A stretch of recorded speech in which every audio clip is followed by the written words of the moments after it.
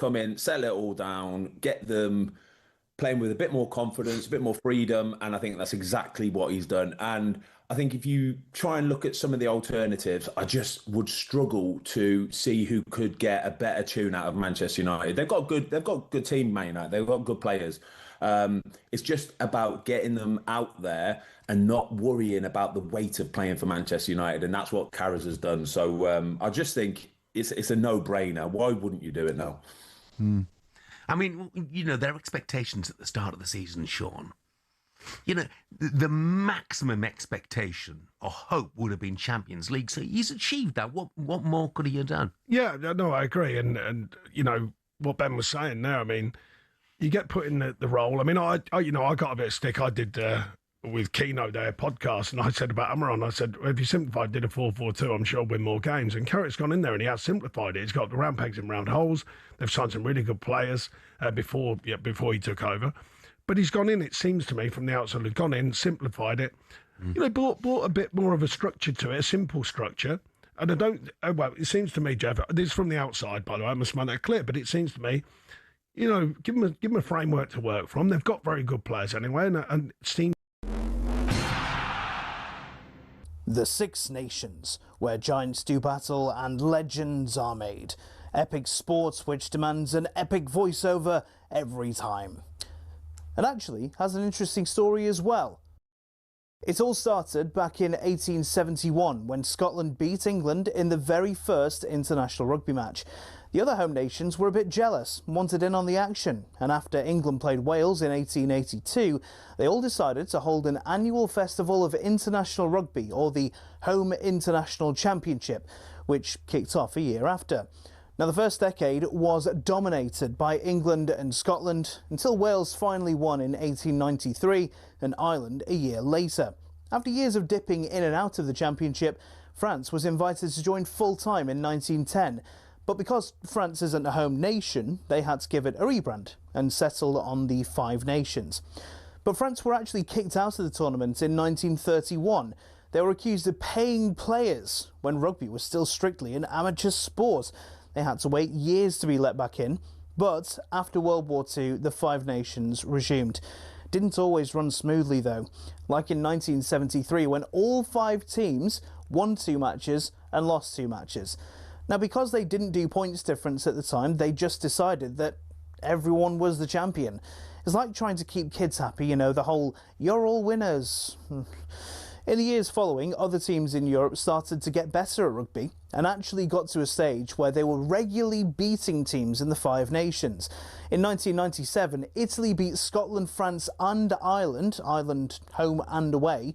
So 2 years later, the Five Nations invited Italy in, creating the Six Nations as we know it. In recent years, there have been calls to expand the tournament further to other European teams. Georgia and Portugal have been prime candidates to join of late. It's also been suggested there could be 2 tiers with promotion and relegation to promote growth of the sport in Europe. But the existing nations are a bit reluctant. So for now, it looks like the Six Nations, or Six Nations, or Sei Nazioni, is here to stay.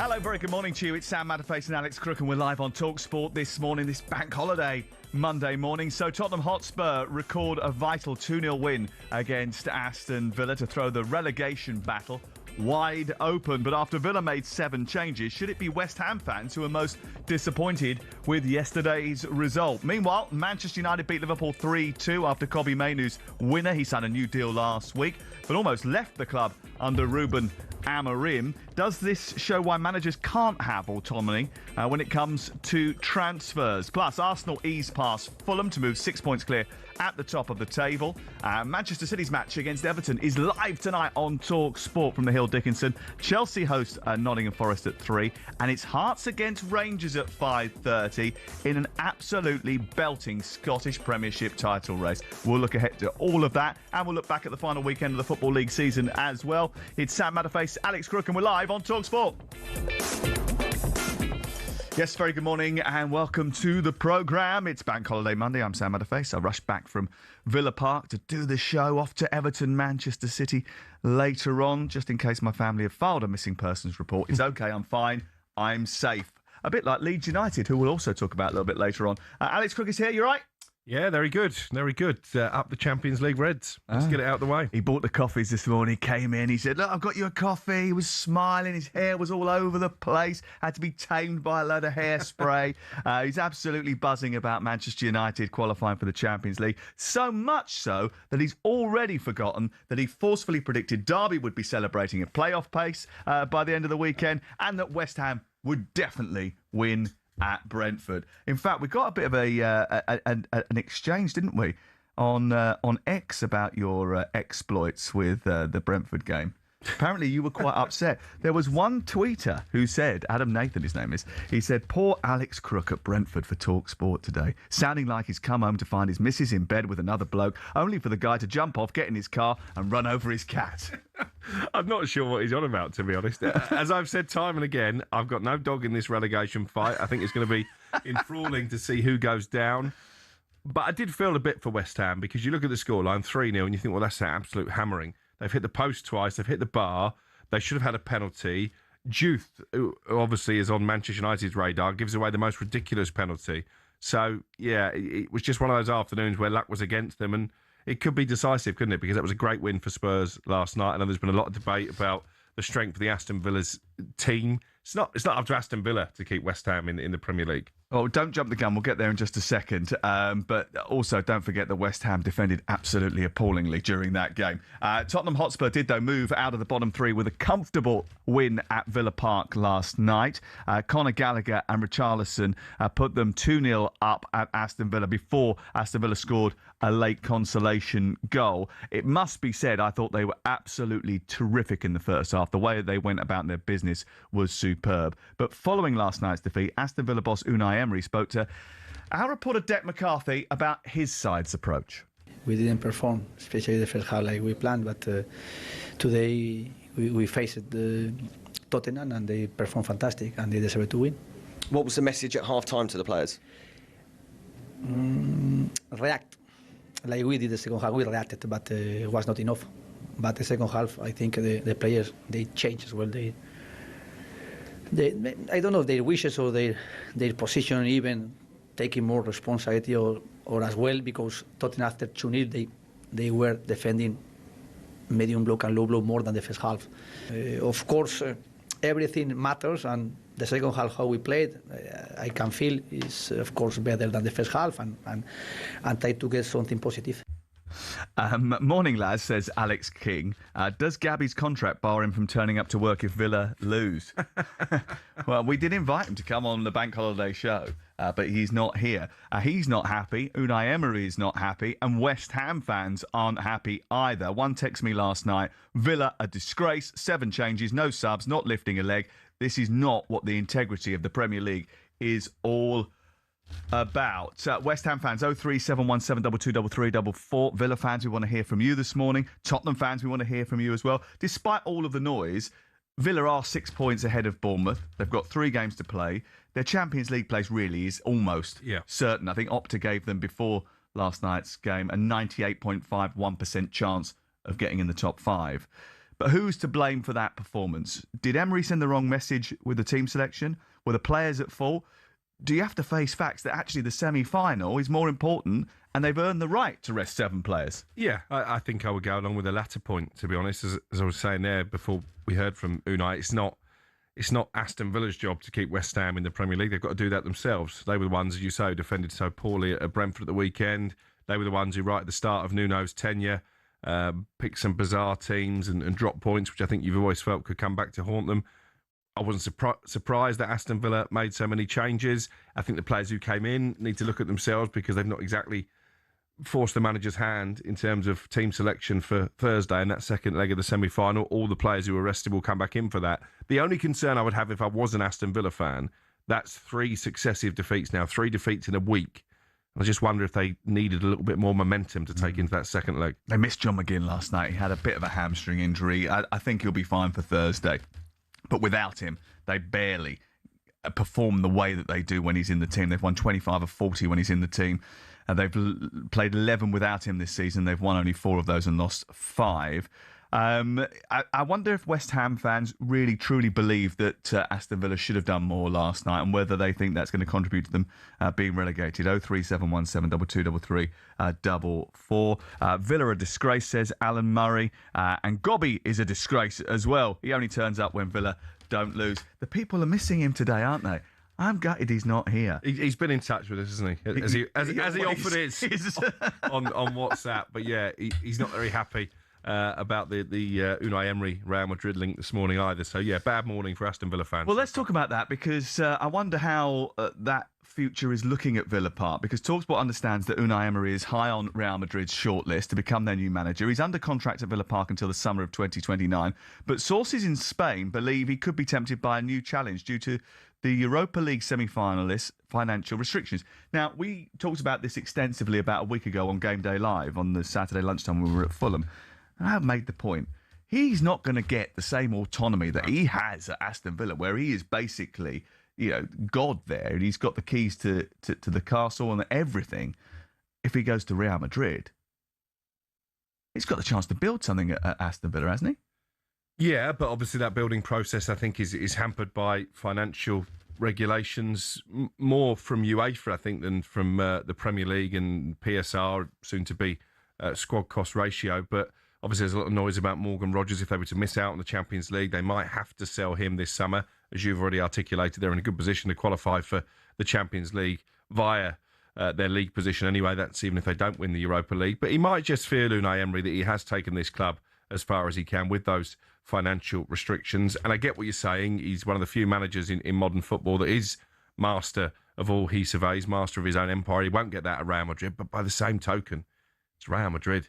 It's just about the biggest job in world football. How often does it come along? Yeah, but I just wonder whether or not, having been eaten up by PSG, eaten up by Arsenal, whether he wants to go again to. Will he not feel he's a better manager now than he was when he took those jobs? Maybe, but ultimately, I think, and maybe he just thinks, and maybe managers are right to think this, that always the next job has to be taken because you never know when you're going to get fired or turfed out. But I think for Aston Villa supporters, he's held in such high esteem. I get the feeling that he could go on and build a dynasty at Aston Villa if he's given the time and the budget and the restrictions lessen a little bit. What would that dynasty look like, though? Because realistically, can you see them being Premier League champions anytime in the near future? Can you see them winning the Champions League? Well, with the squad that they've got already, they got very close to challenging halfway through this season. Imagine if they'd had a little bit more of an injection in January. Could they have gone again? Could they have pushed Arsenal and Manchester City all the way this season? And I never really saw them as contenders. I remember we were doing a show around Christmas. They were playing Arsenal. I predicted a heavy defeat. You'll see one of my few predictions has come right this season. And I said it would be, end the talk of Aston Villa being title contenders. I don't think they ever believed they were genuine title contenders. We need to talk about Tottenham Hotspur as well. I know you love the fact that they won last night and you've got no dog in this fight. He'll convince you. I've got no dog in this fight, but I really want Tottenham to go down. That's what he'll say. West Ham fans disillusioned this morning. Mark Stanhope says West Ham fans are delusional, blaming other clubs for their shortcomings. They've had 35 games so far to save themselves, and now they're blaming Villa. Donuts. That's from Mark. I think he's bang on. 03717 223344. West Ham fans, you're waking up this morning annoyed by the fact that they made 7 changes last night. Didn't make any changes until midway through the second half as well. I was surprised actually that Aston Villa didn't make any changes at half-time. And we are going to talk about the fact that Tottenham Hotspur actually played really well last night, and they deserve a little bit of credit, and De Zerbi deserves credit. 03717 223344. You're listening to Matterface and Crook on talkSPORT with Serco Builders Warehouse. It's where the trade go. West Ham, Spurs, Nottingham Forest, 3 clubs, 1 relegation spot, and approximately 9 million heart attacks between their faces. Welcome to May. 03717 223344. This is talkSPORT.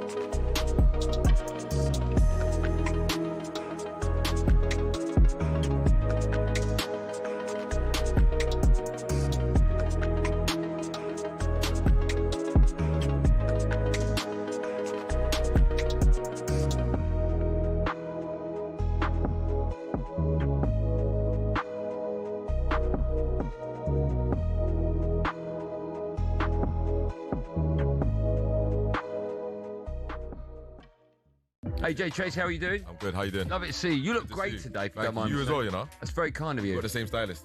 Have you? Yeah, we do. Yeah, we do. do. We're part of an agency, which is something, you know. Yeah, we were very close to wearing the same.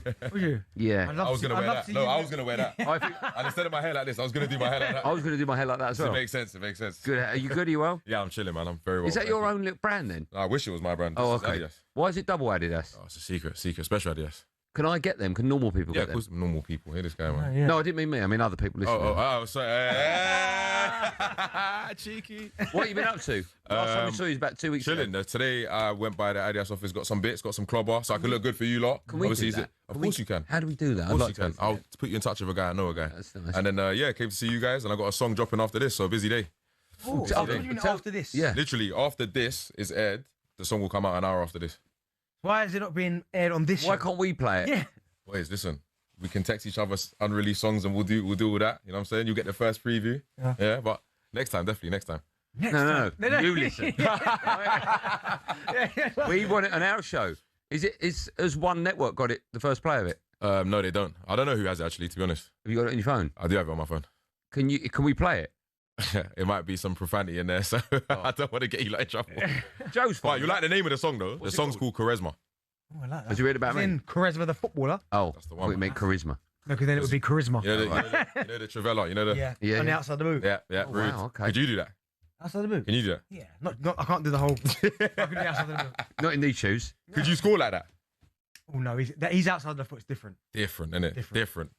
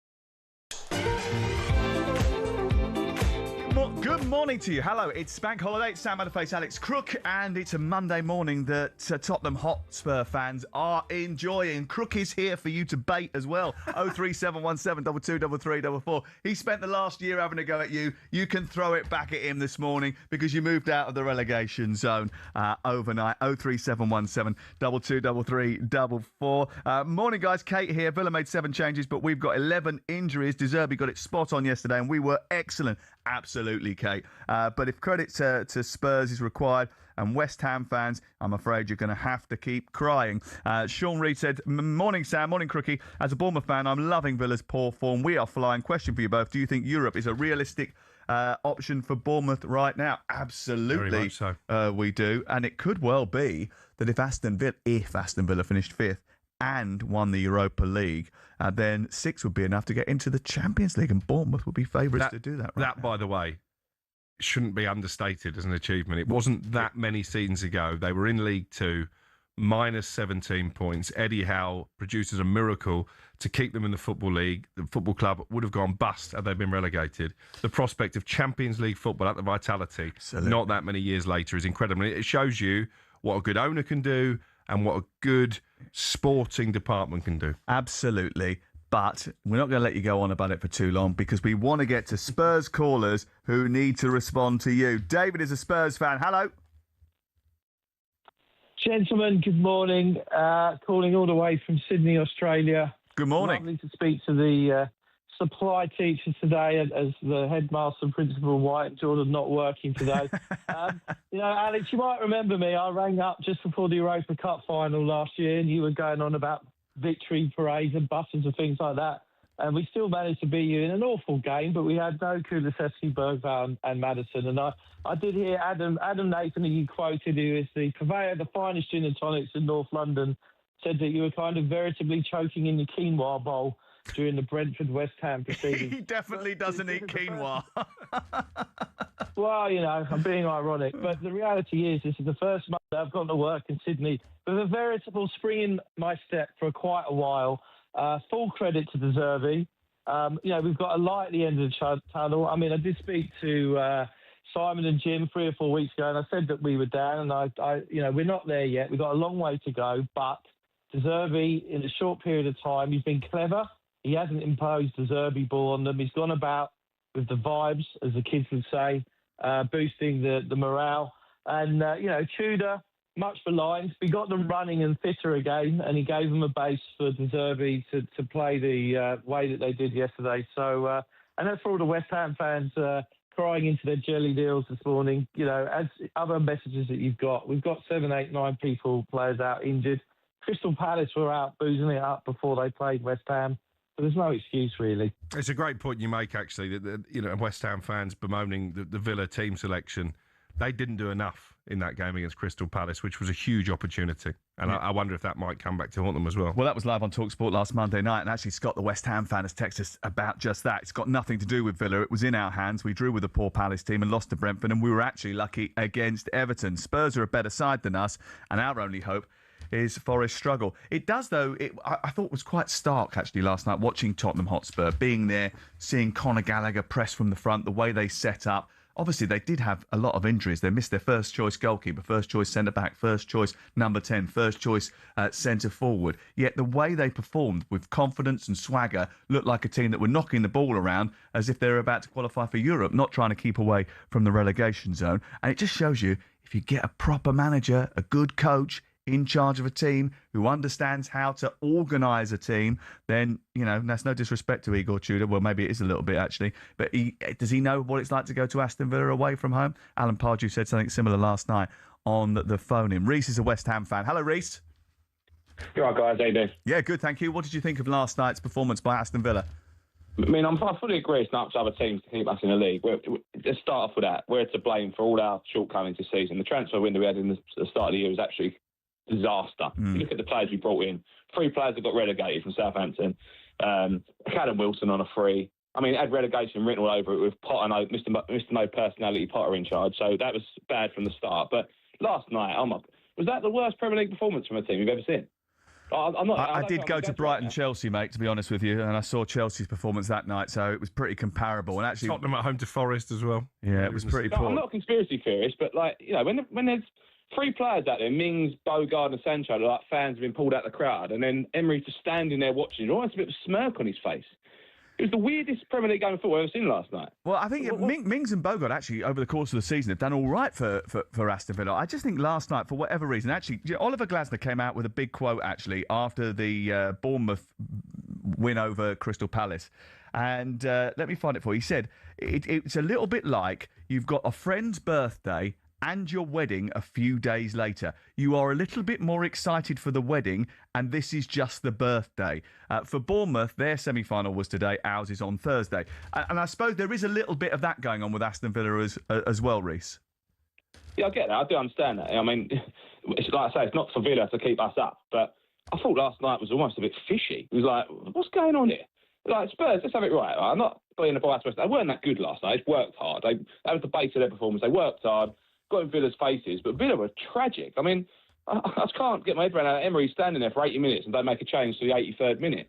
I mean, like I say, our shortcomings are our own. Like, we shouldn't be relying on other teams to keep us up. But last night, I've got to say, especially the 2 penalty calls we had against Brentford, You think, is this the Premier League wanting Spurs in there because it's better for the brand? There's a bit of that, I think. Oh, I don't know about the conspiracy theories there, but listen, I tell you what is really disappointing, and I keep coming back to it, and I've mentioned it several times, is if you end up in a position where you go down by a couple of points, you will look back on those first few games under Nuno Espirito Santo, at home against Brentford and away against Leeds, and ask the question, what were you doing? 03717 223344. Reece, thank you very much. Kate is a Spurs fan. She joins us now. Hi, Kate. Hi, guys. How are you both? Oh, I'm good. I'm so pleased to talk to you. God, do you know what? I thought Alex Crook was salty. That Reece is salty beyond salty, isn't he? Bloody hell, conspiracy theories and all sorts. Ridiculous. Do you know what? First of all, can about Villa making 7 changes. We've got 11 injuries at the moment. Big, the likes of Maddison, Kulusevski, Vicario, Romero. You know, these aren't bit part players. These are big injuries for us. The other thing is, if Arsenal were still 9 points clear, and next week they put out a weekend against West Ham as the league, you know, is one for them, and they want Tottenham down. Can you imagine West Ham fans calling up moaning about that? And I think needs to be put in perspective. Teams have to play the way they have to play for what they've got to play for. It last year, and we, you know, put all our eggs in the basket of the Europa League. But the team that Villa had out, with the way they have been playing this season, they were capable of beating Spurs. But De Zerbi has made such a difference to our team. He's organised. He's got us playing. Kate, we're losing you a little bit because your phone line's breaking up a little bit, but there's no doubt that Roberto De Zerbi needs a bit of credit, as Santiago wants to give him right now. Santiago, hello. Hello, lads. Good morning, Cookie. Good morning, Matterson. Good morning. I've got to just say I got in about 3 hours ago, mate, and it's a grey, cloudy day, but I feel absolutely beautiful, mate. Dear. Come on, you Spurs. Crookie. Well, you, especially you and Gabby, have been pushing this narrative about Spurs being rubbish. We're going to get relegated and all that. To be honest, we have been rubbish. I was going to say, it's not a narrative, it's a fact. The lady that called, well, we beat you for the Europa League. That's why you got sour grapes as well. But let's not go on about that. And let's just forget, right? You lot were rubbish until Carrick came in.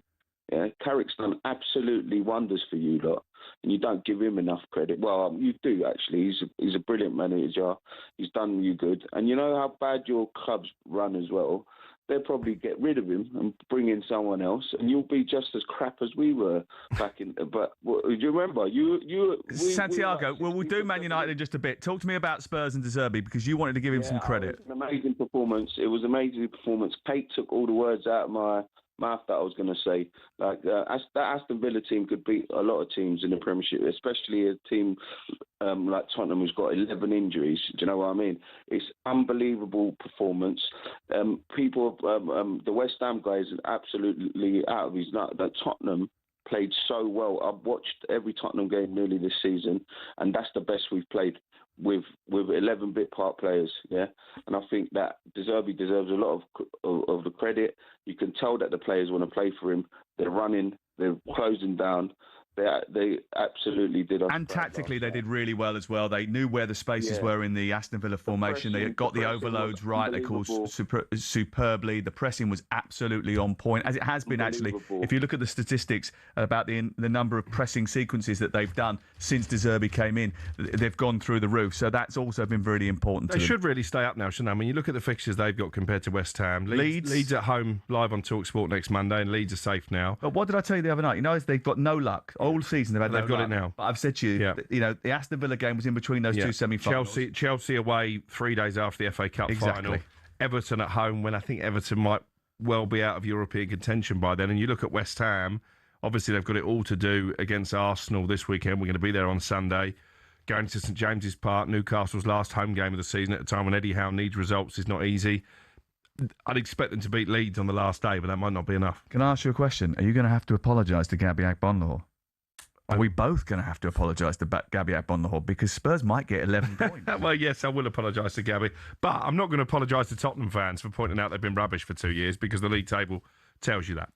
03717 2233 Manchester United back in the Champions League. I'm told Alex has already decided to give Michael Carrick a 5-year deal, but he might change his mind before 11 o'clock. We'll find out what mood he's in that regard after the break.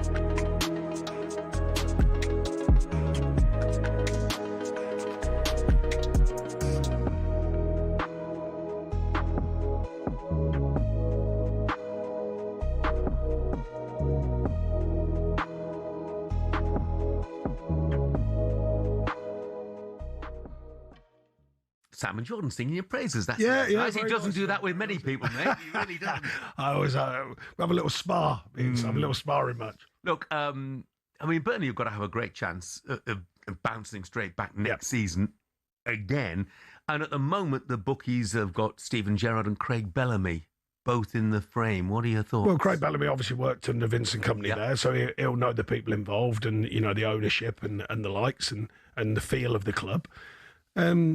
Stevie G, I mean, look, does he want to go back in at that level? Does he want to? I mean, it's only an hour and a quarter from where he's from. I mean, if you're going to do it like Frank has at Coventry, go into a good concern, and that is a good concern. There's no, I mean, I question the idea of doing the same model and it not working, but that doesn't mean that in the Championship they've got it wrong. Because let's face it, they've gone straight back up again. So I do think there'll be money available. I do think they'll retain some good players there. Certainly, with all due respect, Championship players who know the Championship, who can do the job in the Championship. And they might bounce back stronger. So I get why that would be an attractive proposition for Stevie G. I know he's a world famous player and stuff, but he's up and down with the management thing. Been over in Qatar, obviously. A lot made of that. Comes back. Is he ready to go again? And a good platform for him, I feel. I'm bound to say that. I'm biased towards Burnley, of course, from my time there. But I do think it's a good club, a really, really good fan base. I don't think the fans are carried away with that. Well, they certainly weren't. They were very, very honest with the situation. Demand.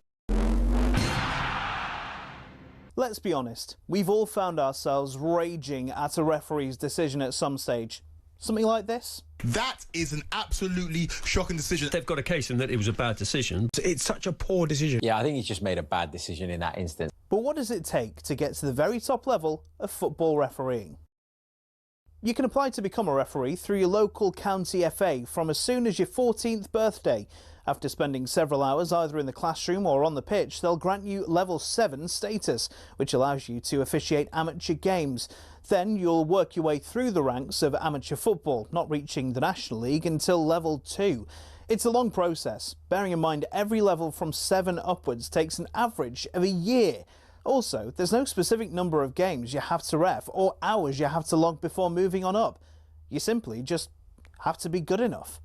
Once you're Level 2 and have enough experience at a National League level, you can apply to the EFL to become a Level 1 referee. Then it's on you to get enough experience to climb through the ranks and eventually become a Premier League referee.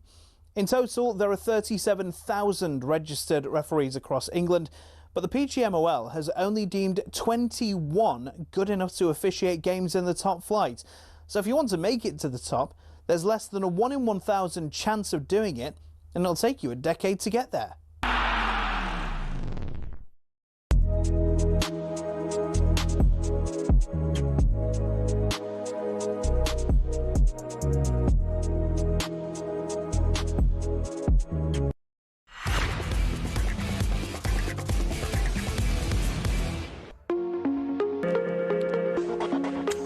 It's talkSPORT, Sam Matterface, Alex Crook on this bank holiday Monday morning. Sir Alex Ferguson, let's just hope that he's okay after yesterday, because he was taken to hospital after feeling unwell at Old Trafford shortly before Manchester United's Premier League match with Liverpool. Sources stressed it was just a precautionary move for the 84-year-old. former Manchester United manager, and not an emergency situation. Club officials are said to be optimistic that Ferguson will soon be fit enough to return home. That was a statement that they released just after kick-off yesterday. So our best wishes to him. OK, let's talk about Manchester United on the pitch, because a fantastic result. They beat Liverpool. Michael Carrick has won 10 of his 14 games in charge. They've lost just twice. He's beaten Manchester City, Chelsea, Arsenal, Tottenham, Everton, and now Liverpool with a really good first half performance. Tell me again why they haven't already given him the job. Well, listen, I think they said all along when Michael came in that they wouldn't make any snap decision. They wanted to survey it at the end of the season. Obviously, it's their liberty to explore alternative options, but it'd be really harsh now, wouldn't it, when you look at what Michael Carrick has achieved, top of the form table since he came in. He's beaten everybody now in the top five. I think Bournemouth, the only team in the top half of the table that have stopped Manchester United from winning, and that was a draw down at the Vitality when maybe they deserved to win. So he's done all he can, and I don't think too many Manchester United fans would be dissenting if they do give him the job on a permanent basis. A lot of the players now are coming out quite vociferously and backing him for the permanent gig. Kobbie Mainoo, who's been revitalised under Carrick, was very outspoken in that regard yesterday. So I think he'll get the job. I think it would be a no-brainer, to be honest. I suppose it depends now on what sort of contract he gets offered, because what they can't do is just see this as Michael Carrick feels very comfortable being the Manchester United manager. He looks as if he wants the job. He doesn't get flustered by the fact that he has to wear that blazer and walk down that touchline. He's a natural fit for it, and he said that yesterday, that it feels quite natural for him. This was him speaking after the game yesterday. It's been a good run, I think. We've obviously beat some very, very good teams, and it's been challenging. Sometimes we won it in some ways, sometimes we've got to win it in other ways. But listen, I love doing what I'm doing. It's a great position for me to be, and it feels pretty natural. If I'm totally honest, I'm not being blasé, because it's a difficult role, but it feels that I've been here a long time in different times, on and off. But I kind of understand what it brings, and to be sat in this position is a good position to be in. James? Just following on from that, Michael, will you be disappointed now if you don't get this job? We'll have to wait and see, all we can do, I think, when we came in, I think Champions League, to be honest, was a little bit in a distance, and we wanted to try and get back into Europe. So to be where we are, the run the players have put together with 3 games to spare is a good achievement. I see it as just being a step, though. We're not over celebrating it, but whatever's going to happen is going to happen. I can only do my best for the club and for the players especially, and try and help them as best as we can, and then see what happens after. It's the best run that Manchester United have been on since March 2019. Ten Hag did have a 9-game all competitions winning run in late 2022, early 2023, 8 in 10 in the Premier League. But none of them has produced as many as 10 wins in a rolling 14-game Premier League window. So it is the best run in the Premier League for 7 years since Ole Gunnar Solskjaer was in charge, or just taken over in charge. Is it more of a risk now not to give him the job? Probably, because if they do bring in an outsider, then it's a complete reset once again. There's been enough of those in the post-Sir Alex Ferguson era, and if it goes wrong, then they're going to have a lot of serious questions to ask. Having said that, appointing Michael on a full-time basis also comes with risk attached. Obviously, he's benefited this run from not having to play midweek football. There's often been big gaps. More risk than games. what? No, I don't think. No, but there is a risk because you don't. But there's a risk with every appointment you make. Yeah. Name me a better person, or maybe a lower risk person to come in and do the job. I've not got one, and that says it all. I think at the start of this process, Thomas Tuchel, as a United fan, would have been my preferred option, but he signed a new contract with England now. You look at the other World Cup managers. I know there's been a bit of talk about Julian Nagelsmann. My sources at United have always pushed back on that. Carlo Ancelotti potentially, but do you wait until the World Cup? This is such a big summer for United. It was something we discussed on Friday's show with Gabby. I think they need 7 or 8 players, and that recruitment process needs to start straight away. They did it well last season in terms of getting Matheus Cunha in the building very early. That Mbeumo deal was fairly along the way before it was actually confirmed. They were really just haggling over minor details. That was always going to happen, and I think they need to get signings in the building early, and Michael Carrick needs to be part of that recruitment process. He knows the club, as you've said. That will give him a bit more latitude with supporters because he is one of their own. So all roads lead to a point in Carrick, and I know they said all along they were waiting until the end of the season. Now they know they're going to be playing Champions League football.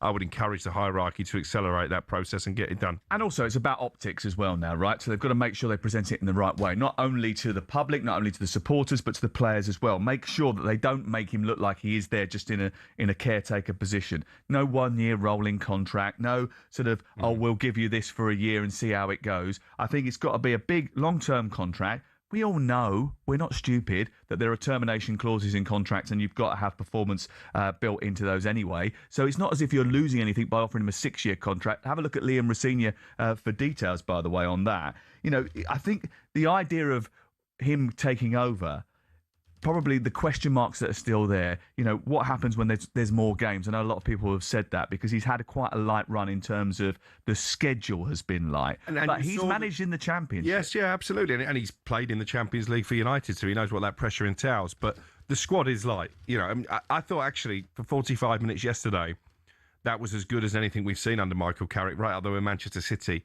in his first game in charge in that derby and Arsenal away. But then when the game started to go away from them, 2 individual errors, I'm not going to hammer Sonny Lemons because I think he's been excellent. There weren't really options to change it off the bench. Obviously, they made that enforced change at half-time because Šeško was feeling a bit of an injury. But he didn't really have the players to come on and wrestle control. You're right, but the options that he's got now are better than the options that he inherited because of the work that he's done with some of the players. If you look at Benjamin Šeško, he really invested time, him and his coaches, in Benjamin Šeško. I spoke to Benjamin on Monday night, spoke to him about what they've been working on and how he needed a period of adaptation, and he has performed admirably in the last few weeks, and a lot of that's down to Michael Carrick. He's increased his value. At one stage, people thought he was going to be a dud at Manchester United, but he immediately recognised that there was a player in there set to work about getting the best out of him, and they've done that. Kobbie Mainoo completely written off. Now he's a massive asset once again. And he's, you know, but look at the value that you could get from Kobbie Mainoo. You know, at one stage, you were going to lose him for nothing. I mean, listen, we've had this debate when it comes to the previous manager. That is a sackable offence, neglecting a young talent like that, someone who's come through the academy, someone, as Casemiro. the PA announcer said yesterday, Manchester born and bred, someone who knows what it's like, the rivalry with Liverpool, and it's no coincidence he always turns up in this fixture. Casemiro, you're right, rejuvenated as well, because of the fact he's got Kobbie Mainoo alongside him, Bruno Fernandes playing in his proper position. He's not reinvented the wheel, Michael Carrick. I don't think tactically he's done anything that we couldn't have done, and I think he's actually exposed the previous manager. I think that's fraud that overinflating your coaching ability.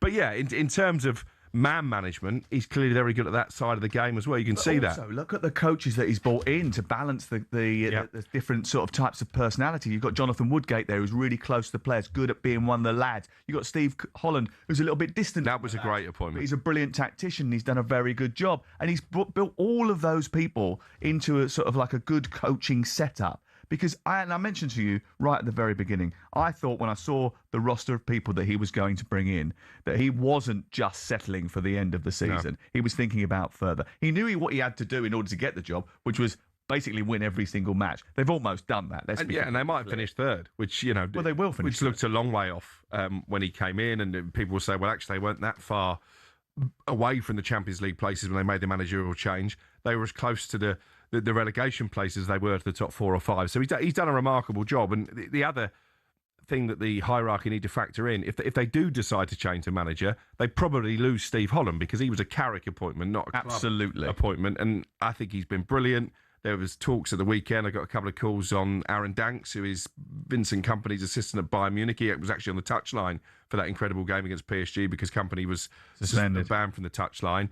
He worked under Carrick at Middlesbrough. He might be joining the coaching staff this summer, and that tells you that actually I think Carrick expects to be given the job. Yeah, I would be pretty confident about him getting it now, but there hasn't been a deal offered yet. Let's see what happens over the next couple of weeks. Manchester United should appoint Michael Carrick, there's no doubt about that, especially when you get Kobbie Mainoo coming out praising the confidence his manager gives all the players, and Matthias Cunha saying yesterday, when Michael Carrick arrived, he brought magic. He gives off the same energy as Sir Alex Ferguson. 03717 22 Forget United being third and look at the goal difference, 20 goals behind second, and both Arsenal and City have been poor all season. United still miles off it for me. Gary Neville saying yesterday that Manchester United have an opportunity to win the league in the next year or two. Are they building towards that, Manchester United fans? What do you want to say? 03717 22 You can WhatsApp us on the same number. Jill says, wahoo, we're back, baby. Give Carrick the job. Back him and let's go.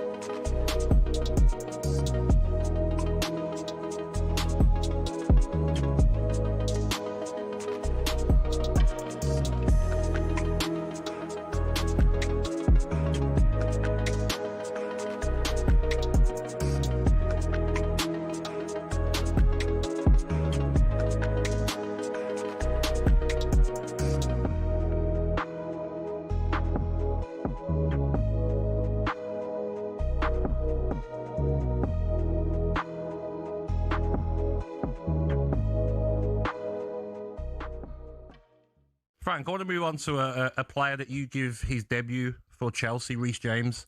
How important is he for Chelsea and also for the World Cup in the summer? Yeah, Reece, what an incredible player, an incredible lad. I've been really pleased with how he's taken to the captaincy there as well, because I think from afar, I feel like I've seen him grow into that position, because he was always quite a quiet lad, Reece. Kept his thoughts to himself, but when you did speak to him, he was very articulate. But the quality level, Gabby, I mean, when I first went to Chelsea, I had a good understanding of the academy because of the lads that were working with me. But to see his talent levels, I mean, I've never seen someone who gets a 70-yard crossfielder and just brings it down in his chest and then can do whatever he wants to the ball. It's a really incredible technique. But his whole game that he's got now, pace and power and the quality levels. So, yeah, massively important for Chelsea. You see that when he's not playing. He's managed to play more regularly this season, which has been great, but obviously out recently. And yeah, without picking Thomas's squad for him or his team, I think Reece James is one of the best right backs in the world, without a doubt. And yeah, want to see him fit and playing again because he's a special player. So how do you rate our chances at the World Cup, Frank? Well, I think we've got a good chance, but there's a lot of other good teams in it. This is the age-old question I get about why we didn't win World Cups as a group from my generation. And part of the answer is because France, Spain, Germany were all really, really good too. And, you know, so there are other teams that will be there competing, going over to America with a...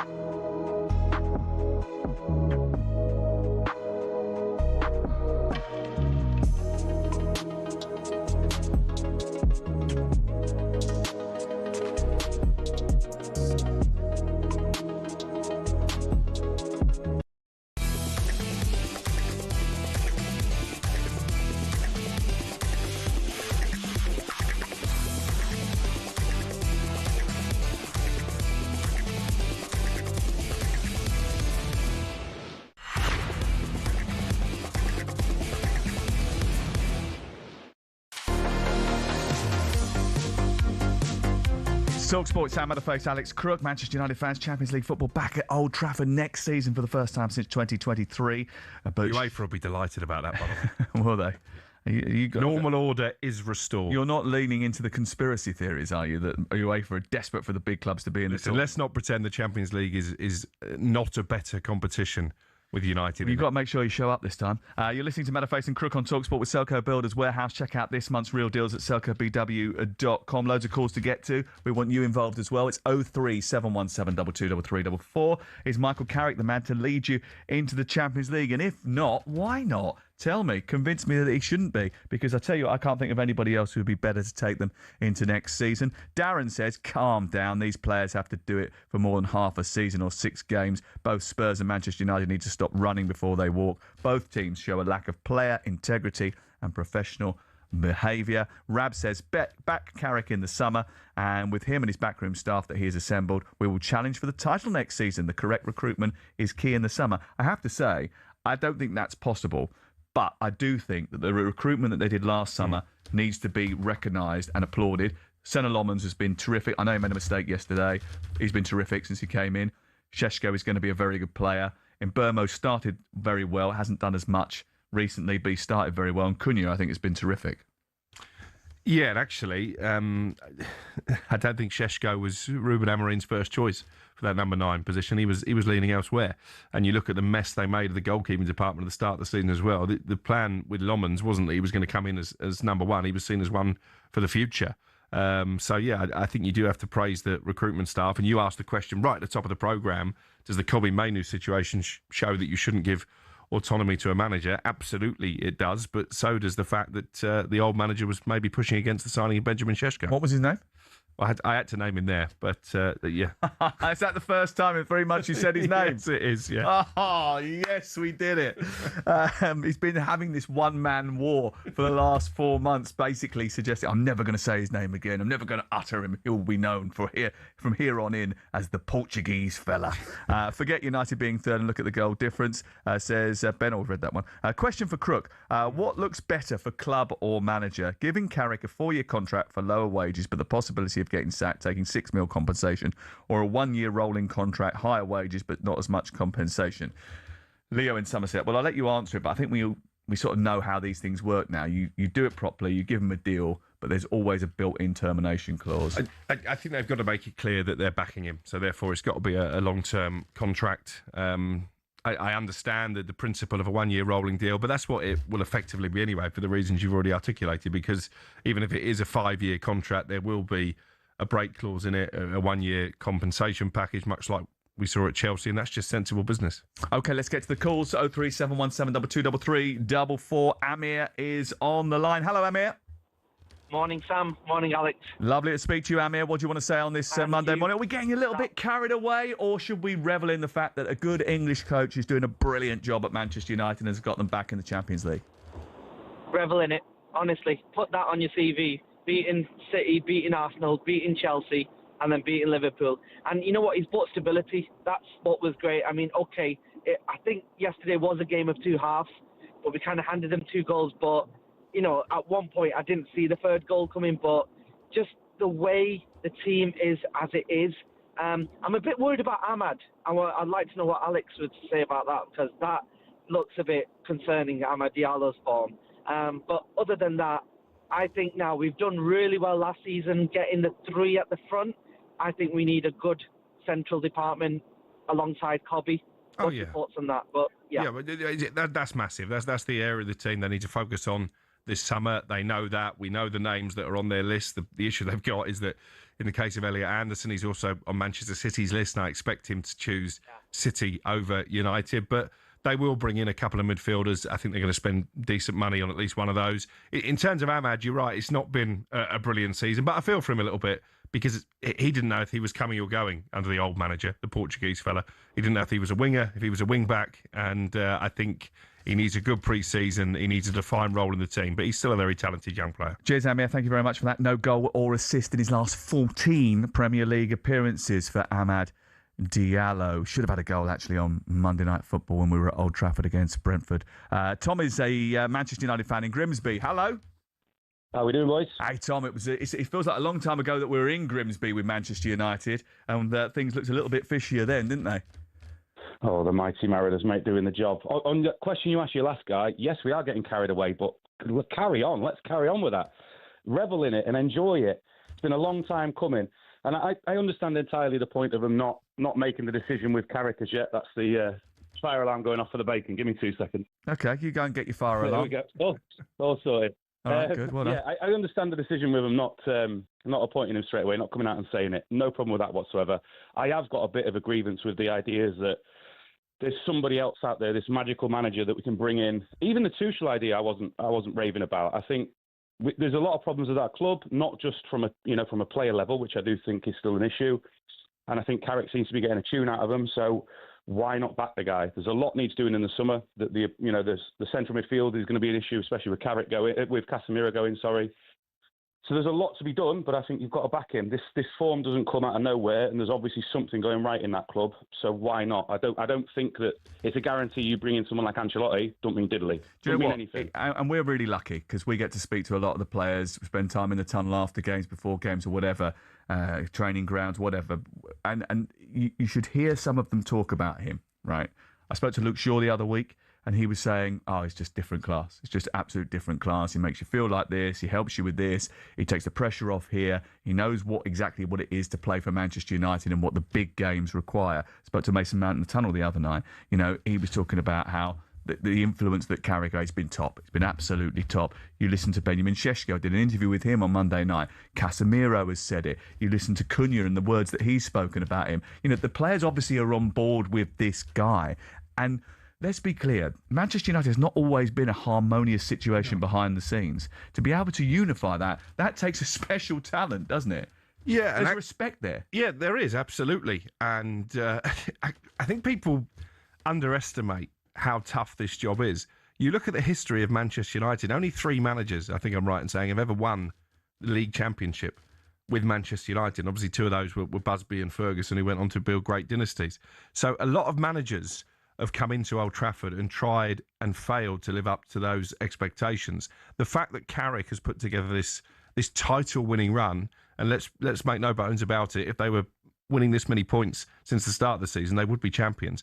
I think he deserves an awful lot of credit. And the fact, as you said, he's worn that blazer. He's played in Champions League big nights under the lights at Old Trafford. He knows what it's like to go up and get a Premier League winners' medal. I don't think that should be underestimated, because even the greats, Louis van Gaal is a good manager. He was a good manager when he came in at Manchester United, but he couldn't handle the pressure. So are they building towards the title? We've got loads of calls coming in, by the way. Ollie, Will, George, Damien all want to get in touch. We'll do that after we break. Lots of people want to talk about Michael Carrick. Want to talk about Liverpool as well, and whether or not the injuries are the reason for their problems, because currently the title holders, the champions of England, are being dismantled like flat-pack furniture with the instructions missing. 03717 2233 44. This is talkSPORT.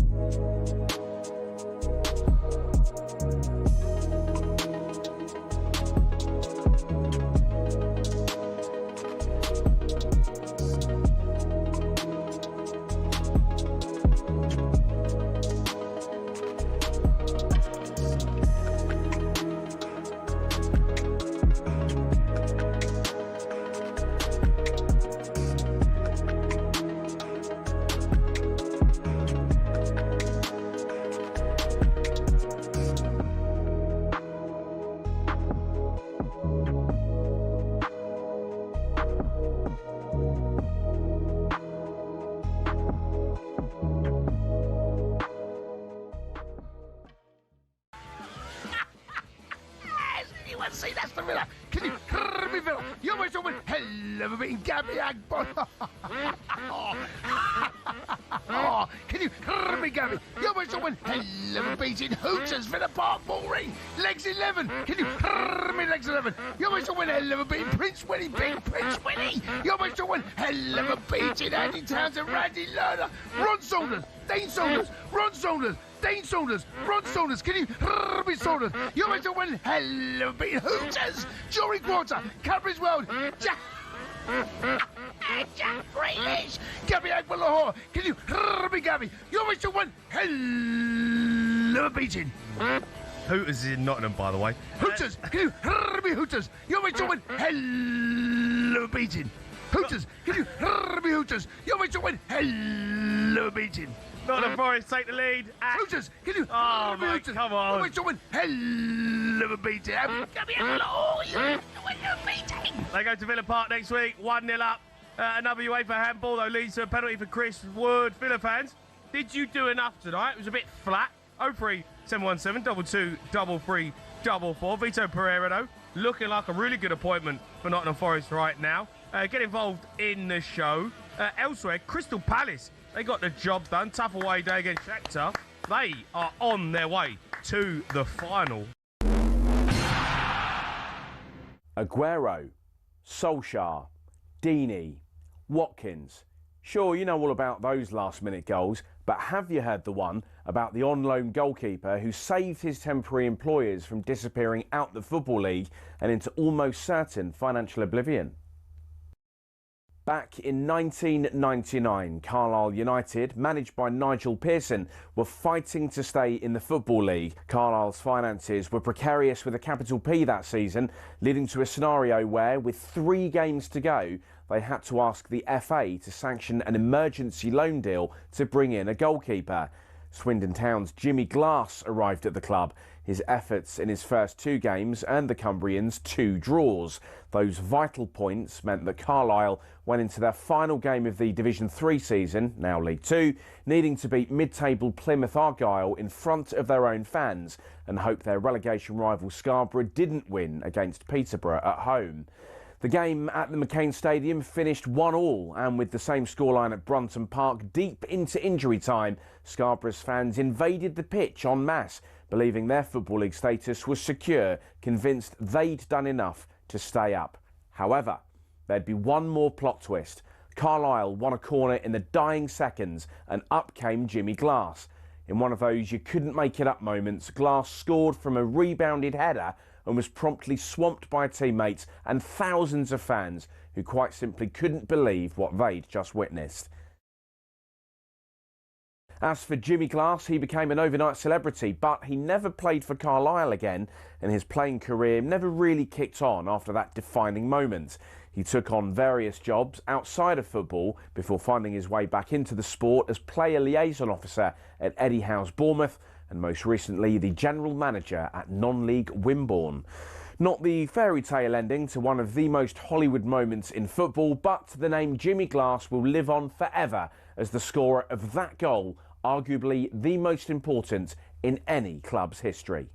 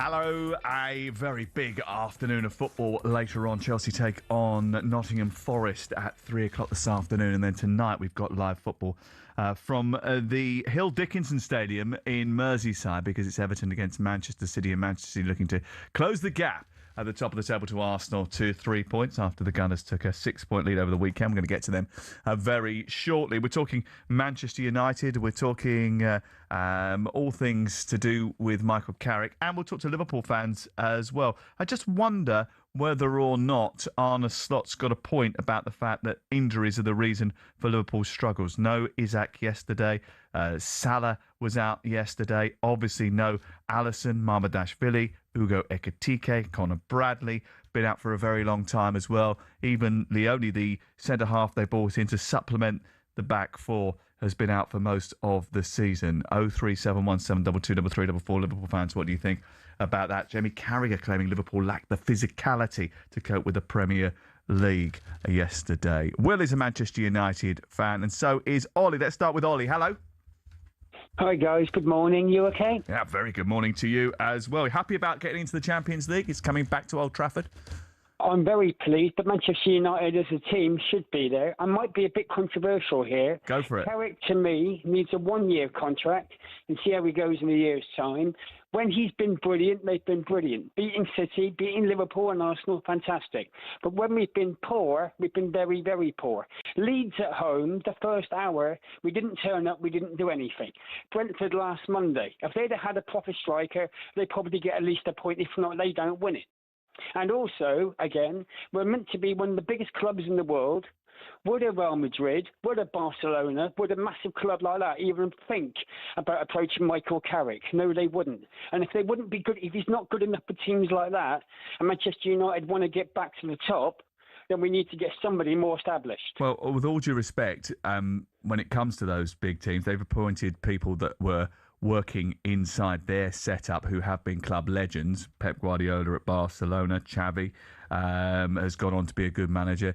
If you look at Luis Enrique, was working elsewhere and then was bought in, didn't have a particularly great time elsewhere, then came into Barcelona after working at Celta Vigo and did a really good job. At that time, he probably didn't have the credibility or the credit in the bank to work at Barcelona, but he's done it. Zidane came from the Castilla and was promoted into a position at Real Madrid and became this all-conquering manager very, very quickly, because sometimes big personalities, big players just fit into those clubs that they've played for before. And you talk about the Brentford game. I don't know what you think about this, Crook, but yeah, I actually think that they started quite well in that game, Manchester United. Got themselves in front, surrendered a bit of control to Brentford, who are a good team, by the way. I was just about to say that. But half-time in that game, Michael Carrick makes a tactical change, which basically shuts the game down, which is going to 3 at the back. So, there's I think you're not always going to win every game. You're not always going to be top of your performance levels every single game. But I actually believe that he's done quite a good job, even in those matches where they haven't been good, to try and influence proceedings. Yeah, and the Leeds game, listen, as you know, I was there. It was,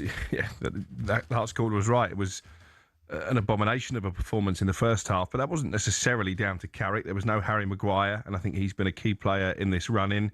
There was no Cobby in midfield. And Cobby Mainu. Yeah, he's not your mate. And you know my view on Ugarte. I mean, what a dreadful signing that's been. Ineos's first permanent acquisition, 50 million quid. They're going to let him go this summer for half of what they paid for him. So, again, I think rather than exploiting the flaws with the manager, I think that defeat exploited the flaws in the squad. And that, again, is why this is such a big summer. But you can't question the wins over Manchester City, Arsenal and Liverpool yesterday in particular. I mean, when Arne Slot came out after the game and suggested that his team controlled it for large parts, he was talking absolute nonsense. They got absolutely steamrolled Liverpool in the first half. It could have been 4 or 5 at half-time. Then they get back into it courtesy of 2 individual errors. But United and Carrick still find a way to go and win the game and actually had the chances to win more comfortably. Will, very quickly, you've got 30 seconds to talk to us about Manchester United before we move on to Liverpool. What do you want to say?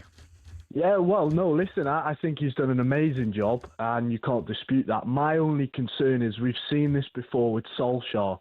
Exactly. We can't keep saying that. We can't keep. I know. Different circumstances. Yeah. Look at the games that Ollie won in his interim tenure compared to what Carrick has done. It was a favourable fixture list that Ole Gunnar Solskjaer inherited. Yeah. And actually, I unravelled at the end, but he did okay, even at the start of his permanent tenure. Are you all right? Well, he did do okay. So I think it's a lazy stick to beat Carrick with. That you can't give him the job because of what happened with Solskjaer. You've got to take the 2 in isolation. No, listen, if he gets the job, I'm fully behind him. It's just like if you have a slight concern of why people may want to give Carrick the job or not, I think you have to look at Solskjaer when he won that big game in Paris that night. Everyone was all over him for the job. And but remember the circumstances. That shot was heading for Mars before the PSG defender handballed it. I mean, it's a penalty that's never given in the Premier League. Yeah, no. Listen, I don't disagree. I'm just saying if there's a slight bit of concern for a job again for Carrick, it would be a little bit like Solskjaer. He's just gone in. He's done an amazing job. Great run, brilliant. Got the team back playing. Old Trafford bouncing again. And listen, I hope Carrick gets the job and it works, but there is just that slight concern. He's more ruthless than Solskjaer. You know, I felt like Solskjaer was trying to be the players' mates. Yeah. I mean, one of the first things that Carrick did in his interim spell, if you remember, was he dropped Cristiano Ronaldo. He's not afraid to make those big calls. He's got more about him than Solskjaer as a manager. Well, listen, Will, thank you very much. I thought you were a bit dismissive of Will there. You didn't really let him get into his stride. But Ole Gunnar Solskjaer... I don't like that argument. Ole Gunnar Solskjaer, I'm not joking. I've been banging the drum saying he did a much better job than people give him credit for a very long time. And you've always been so dismissive of him. And now you're coming back round to it. Maybe you've looked at the statistics and seen just how well he did.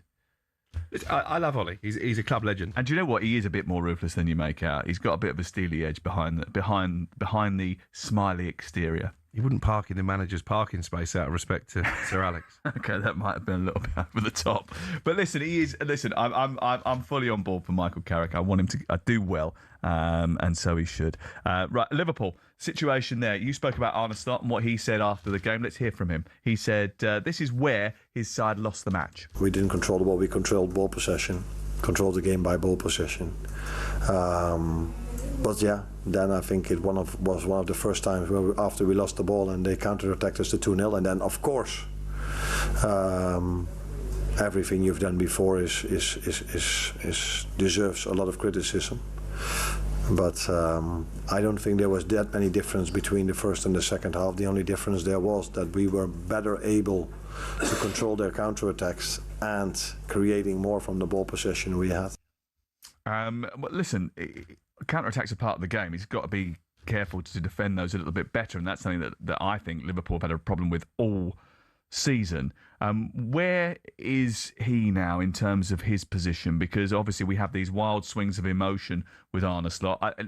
In terms of the reaction to him, he's very level. He's very consistent all the time. Liverpool have been very consistent. He's staying. He's not going anywhere. But actually, the fan base is very much on the edge with him. He's struggling with the Liverpool fans. A lot of them have made their mind up that he's not the right fit. He doesn't have the charisma and the personality that Jurgen Klopp did. The football's not as exciting to watch. And I take on board all those points. But they were champions last year.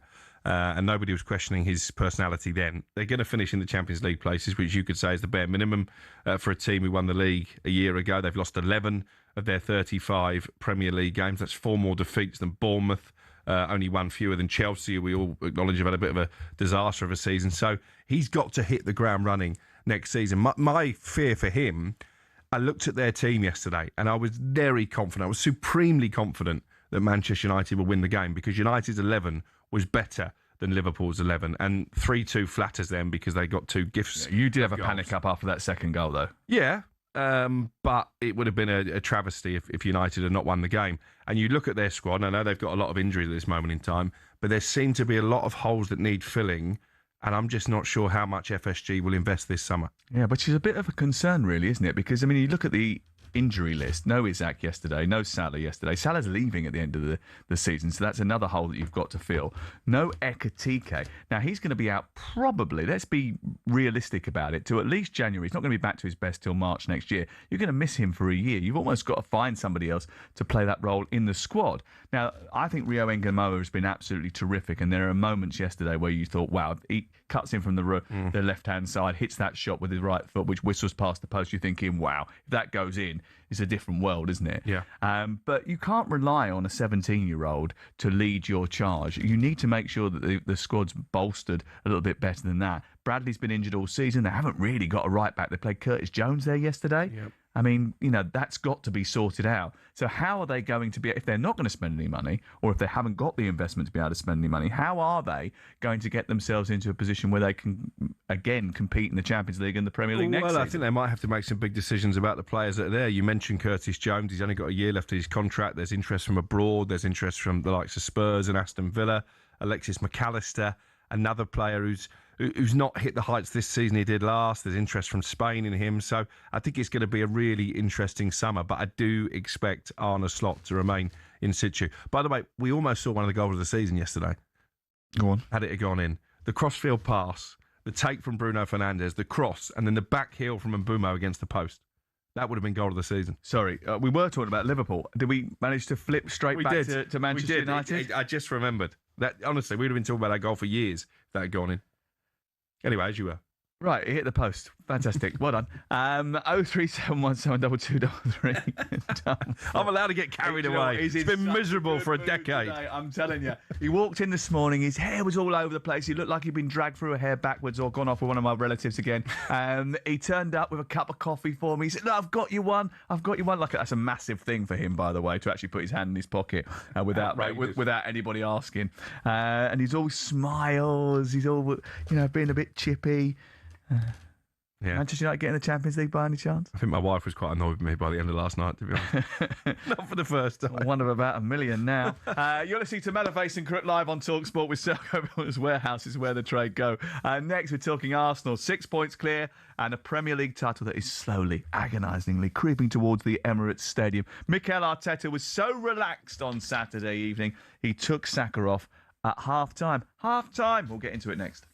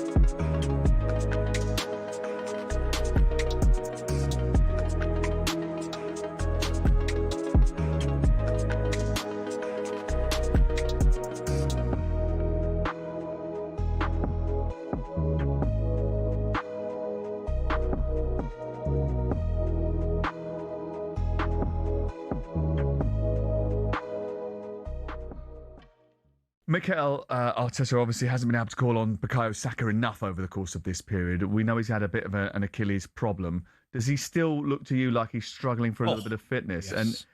And if that's the case, how long is that going to take to sort out? It's going to need managing between now and the end of the season. He hasn't had surgery on it, has he? No, and obviously you've got the World Cup coming up as well, and he's going to be a key man there. I wonder how many minutes he'll get this weekend. He got, 21 plus stoppage time in midweek. You think maybe he might get half an hour, 45, and then possibly start against Atletico Madrid. But it's certainly a problem. Some of these niggling injuries, though. Well. Some of these injuries wouldn't surprise me. Saka's still struggling, Sam. And he's come to the stage where he's come back because it's crunch time for Arsenal, even with an injury. There's so many injuries, Crookie, that injections to get you through it, and then you're sore until you play again. You don't train.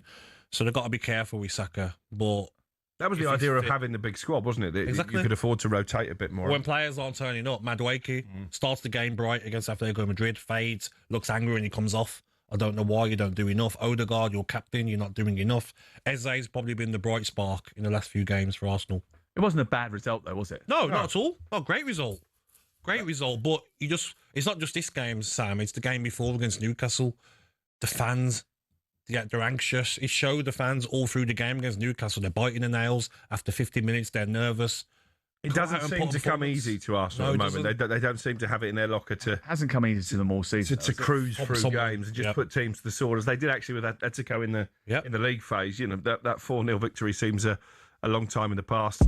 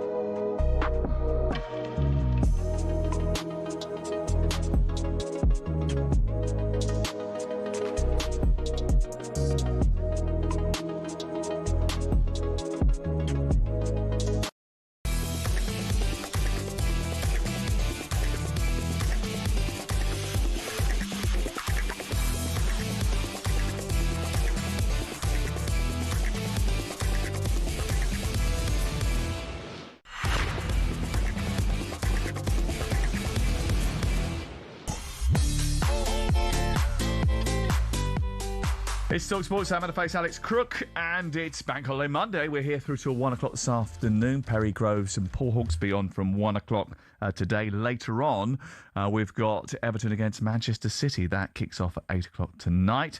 And they will be trying to chase down Arsenal, who moved 6 points clear at the top of the Premier League with a Bukayo Saka inspired first 45. He was brilliant in that first half, wasn't he? He was, and actually he brought the magic they've been missing in recent weeks. And if he can stay fully fit between now and the end of the season, they've given themselves a massive chance, because I know City have got the games in hand, but I think if you get to the first week in May, you'd rather be 6 points clear, I think, than chasing, because they've got no margin for error. Difficult game away from home tonight against an Everton side who are competing for Europe. They've still got to go to Bournemouth, Manchester City, which I think of the two sets of fixtures that Arsenal and City have got left, I think that looks like the toughest game on paper with the momentum that Bournemouth have built up. So, yeah, credit to Arsenal. Could come down to goal difference. I expected another nervy 1-0 victory, but they really took the game to to Fulham and put it to bed before half-time. Fulham were poor, though, weren't they? Yeah, they were. I was a little bit disappointed. I've been seeing them play as well as they played against Aston Villa the previous week. I was a little bit disappointed with their performance. I know there was a virus in the camp, and I know that had an influence on proceedings. Yeah, their away form over the course of the season hasn't been great, and obviously their record against Arsenal is lamentable, but it was disappointing for a team who are still very much part of the European conversation. They didn't really seize on the opportunity to exploit any nerves that were knocking around the Emirates, and actually it was quite easy for Arsenal in that first half. Yeah, and he was able to take off Saka at half-time, which means he probably will be available for the Champions League semi-final second leg tomorrow against Atletico Madrid. What about Victor Gyökeres? Do we need to give him a handshake and say, well done? The last Arsenal player to score 20-plus goals in their debut season was Alexis Sanchez, 2014-15. Wow. Only Erling Haaland and Igor Thiago have scored more goals than Gyökeres this season.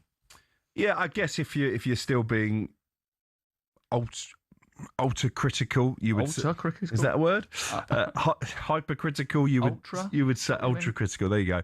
You would say that he still gets his goals against the lesser lights in the Premier League.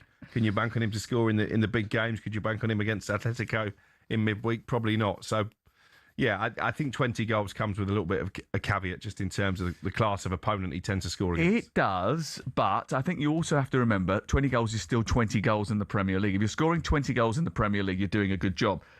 Even though they've come against Leeds, Nottingham Forest, Burnley, Everton, Leeds, Sunderland, Tottenham, Everton, Bournemouth and Fulham. Does that dim the achievement then? So Bournemouth and Fulham, the only top half teams that he scored against, is that right? Yeah, I think it does dim the achievement, because they didn't pay the money for Victor Gyökeres to score against Leeds, with the greatest respect in the world.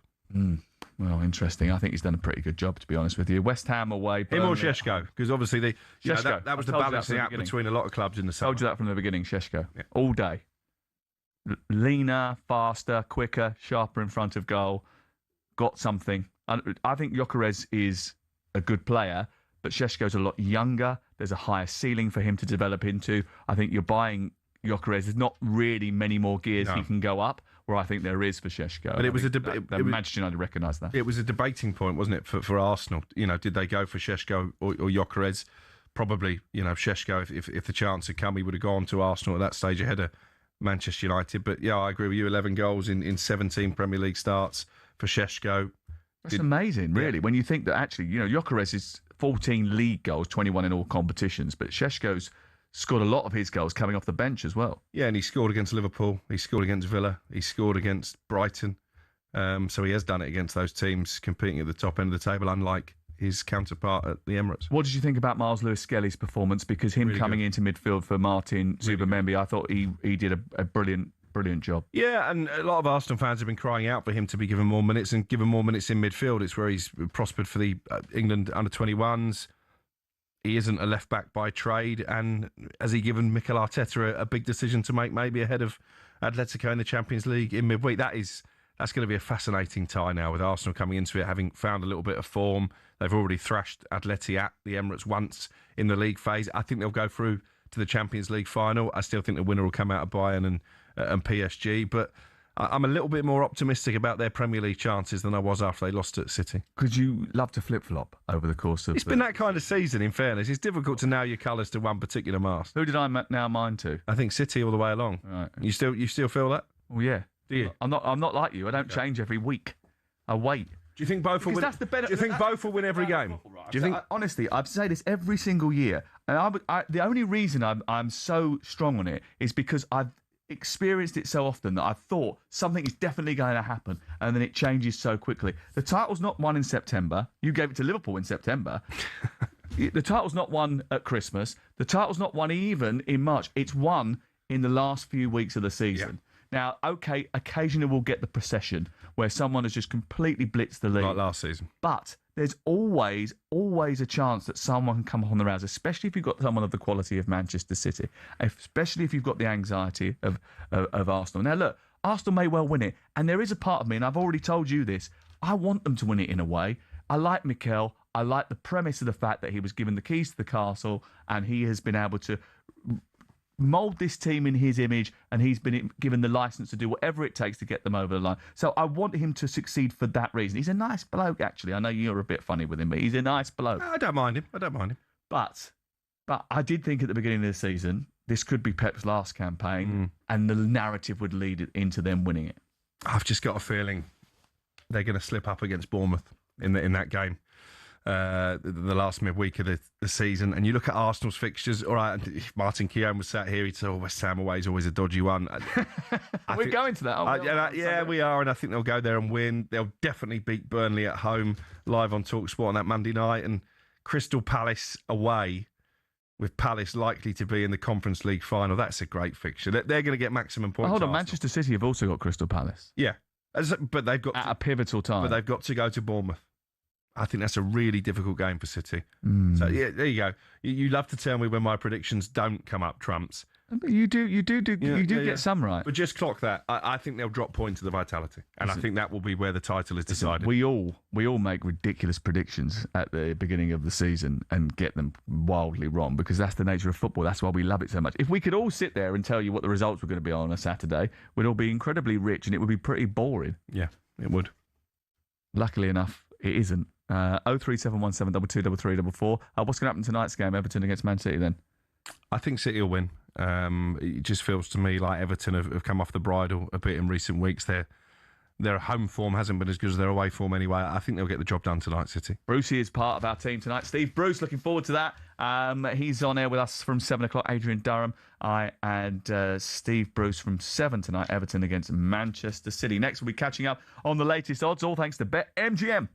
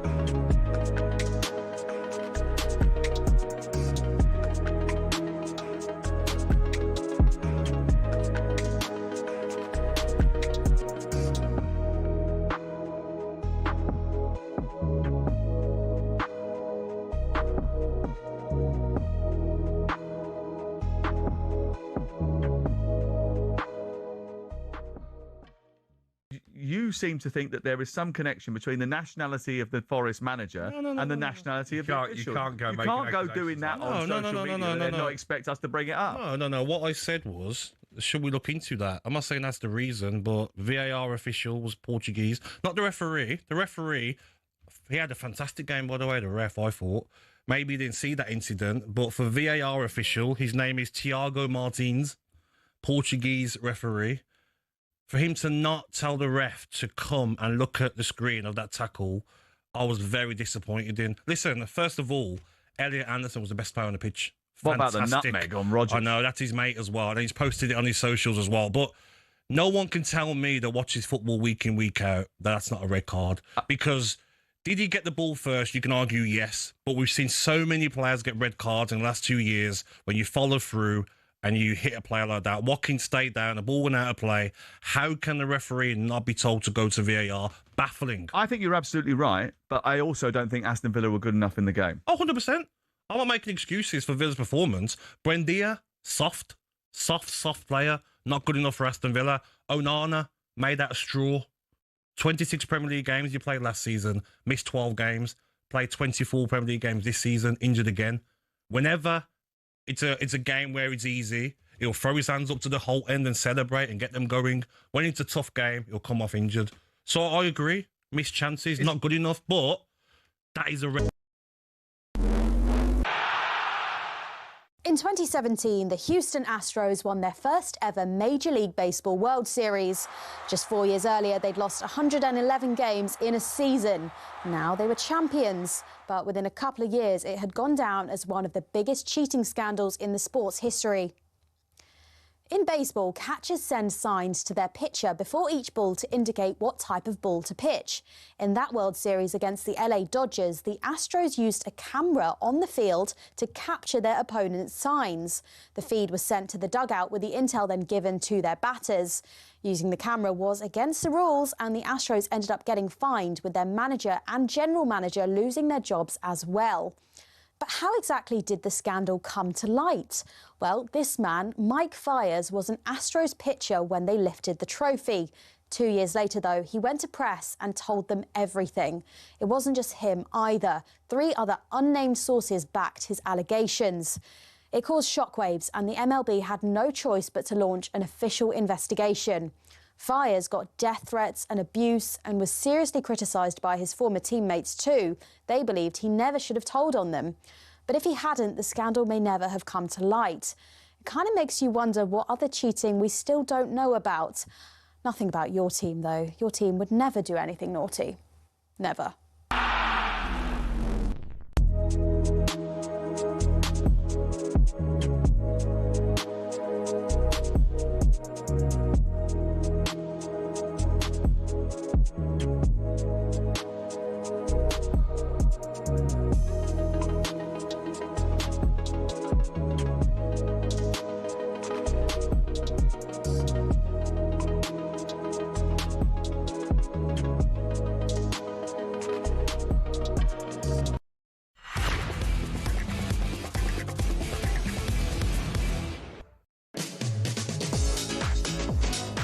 Hey, good morning to you. It is Monday, bank holiday, and the Crookmeister and I are here, and we're catching up on the latest odds, all thanks to BetMGM. It's showtime on talkSPORT with BetMGM. We're ready for the action. Are you? Visit betmgm.co.uk or download the app. 18 plus. Gambleaware.org. And usually, when I do BetMGM, I'm usually talking to Dan Towles. Dan Towles is usually our Friday guys. Yeah, he doesn't do bank holidays either, apparently. But I'm delighted to say that we've got Alex licensed from BetMGM to join us to look at the top sporting events and discuss the latest odds today. And this is our first interaction. Alex, you've got a lot to... Actually, no, you haven't. So let's start with the top half of the table as we look back on the Premier League weekend. Yeah, morning, lads. They did ask Dan, actually, but he's in hospitality somewhere. Yeah. I lose track of where now. But That's it. It sounds about right. It sounds about right, very much Alex. wined and dined. Yeah, looking at the weekend, I'm at the top end. I'm not sure I'm fully buying into the sign of the champions thing yet with Arsenal after Saturday, but they did what they needed to do. They blew Fulham away in that first half, albeit Fulham played like a team that were struggling with sickness through the week. But in the World Cup in mind, I'm pretty glad to see Saka back on the score sheet, hoping that... that's the start of him getting back to his best just at the right time. And as you would imagine, we've seen a shift in the market. Arsenal 6 points clear now. They were 9 to 10 before the weekend. They're now into 8 to 13 to win the title. And then your boys, Crookie, I know it's been covered a lot, and it was said earlier it was a game of 2 halves with plenty of errors. Liverpool, they were dreadful that first half, but I thought you were quite good. And it always helps when you can score with your hand, of course. But yeah, I couldn't see any way back for them at half-time until your errors. But yeah, Kobbie Mainoo just stepping up at the right time. I listened into your bit on Carrick earlier. I know he's been covered quite heavily. And I thought I better not do the Solskjaer comparison after the response that last guy got. Yeah, but he got dismissed, didn't he? Alex, who is your team, by the way? We always like to establish this nice and early. Who is your team? It's Leeds, unfortunately. Right. I was getting that vibe, weren't you, Crook? I was getting that vibe. See, he's another one who's cock a hoop this weekend after they're safe now. No, they've had an excellent. Cigars are out. They've had a great season, Leeds. I can see Daniel Farker doing that DJing thing that he did on the bus last year once again. Yeah, that would be nice. Obviously, I enjoyed that win at Old Trafford. But yeah, on Carrick, as a club, you cannot afford to get this wrong, can you? This summer, because next season's going to be just a completely different animal of a challenge for him. Yeah, it is. And, my big thing is recruitment, which, in fairness, they got right last summer. But I just think in terms of bodies, they need significant numbers. I mean, we were talking off air about Joshua Zirkzee, who came on yesterday towards the end of the game and actually, played a big part in getting that big victory over the line. I think we all expect him to move on in the summer because he's been frustrated at a lack of playing time. But I wonder if he's worth keeping around just because they've got European football now, they've got Champions League football now, and they're going to need all the bodies they can get. Yeah, and obviously, the fixture list, and it's not going to be easy summer to do business, is it, with a lot of the players being at World Cup? So yeah, it might be the right thing to do to keep a couple of extra bodies. What price will Arsenal go in terms of the title if City win tonight? How will that price fluctuate, do you think? I reckon it's probably going to go what they were before the weekend, when they were 3 points clear, which was just short of evens at 9 to 10. So I think that's backable. Wait until City win tonight and then get on Arsenal. That's my advice. Yeah, well, we'll have to wait and see what City do at Everton tonight, won't we? Yeah, it's live on talkSPORT. Kicks off at 8 o'clock. 2 massive games. Chelsea against Nottingham Forest first, and then that game away at the Hill Dickinson for Manchester City. So what odds are Chelsea to beat Nottingham Forest, who probably won't rest as many players as Aston Villa this afternoon, and Manchester City to beat Everton? Yeah, so it's two teams very much at the opposite end of the form table at Stamford Bridge. Chelsea on the back of 5 league defeats now without scoring, although they did win at Wembley last week, of course. And then Forest flying, aren't they? Nine unbeaten in all comps, and it will be 4 league wins in 5 if they do win today. We've got Chelsea at favourites at 4-6. The draw at 29 to 10, but if you're looking for some value, I think Forest are a cracking price at 15 to 4. Just the way that they're playing at the minute. And then, City go to Everton. And as we said, pressure's very much on. They just cannot afford to drop any points. But they've won the last 8 visits to Everton, albeit all of those were at Goodison Park. But Everton now 1 win in 5. There's no real value in City. They're 2 to 5 to win in normal time. But if you wanted to stick them in with Forest for an away double today, that double's coming in at 23 to 4. Good stuff. Cheers for joining us, Alex. Appreciate that. That was all thanks to BetMGM. Visit betmgm.co.uk. Download the app. It's 18+. BeGambleAware.org. It's showtime on talkSPORT with BetMGM. Keep things golden with responsible play at betmgm.co.uk. 18+, gambleaware.org. You were dossing yesterday. I was at Aston Villa versus Tottenham. Adrian Durham did our game day live programme for us yesterday, and he was getting a bit animated about the sort of social media stuff that was doing the rounds about the Fulham players and the Gyökeres celebration. Now, it was a video from February when Arsenal scored in their win at Spurs that has been doing the rounds on social media, with some Fulham players celebrating the goal on their team coach, having just won themselves at Sunderland. If you're watching on the YouTube or the Facebook channel, you will see this now. Tell them be quiet, my boy. Be quiet, my boy. I'll be back on Saturday, though.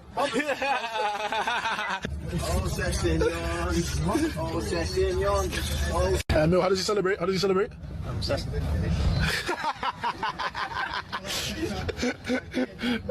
I'm dead.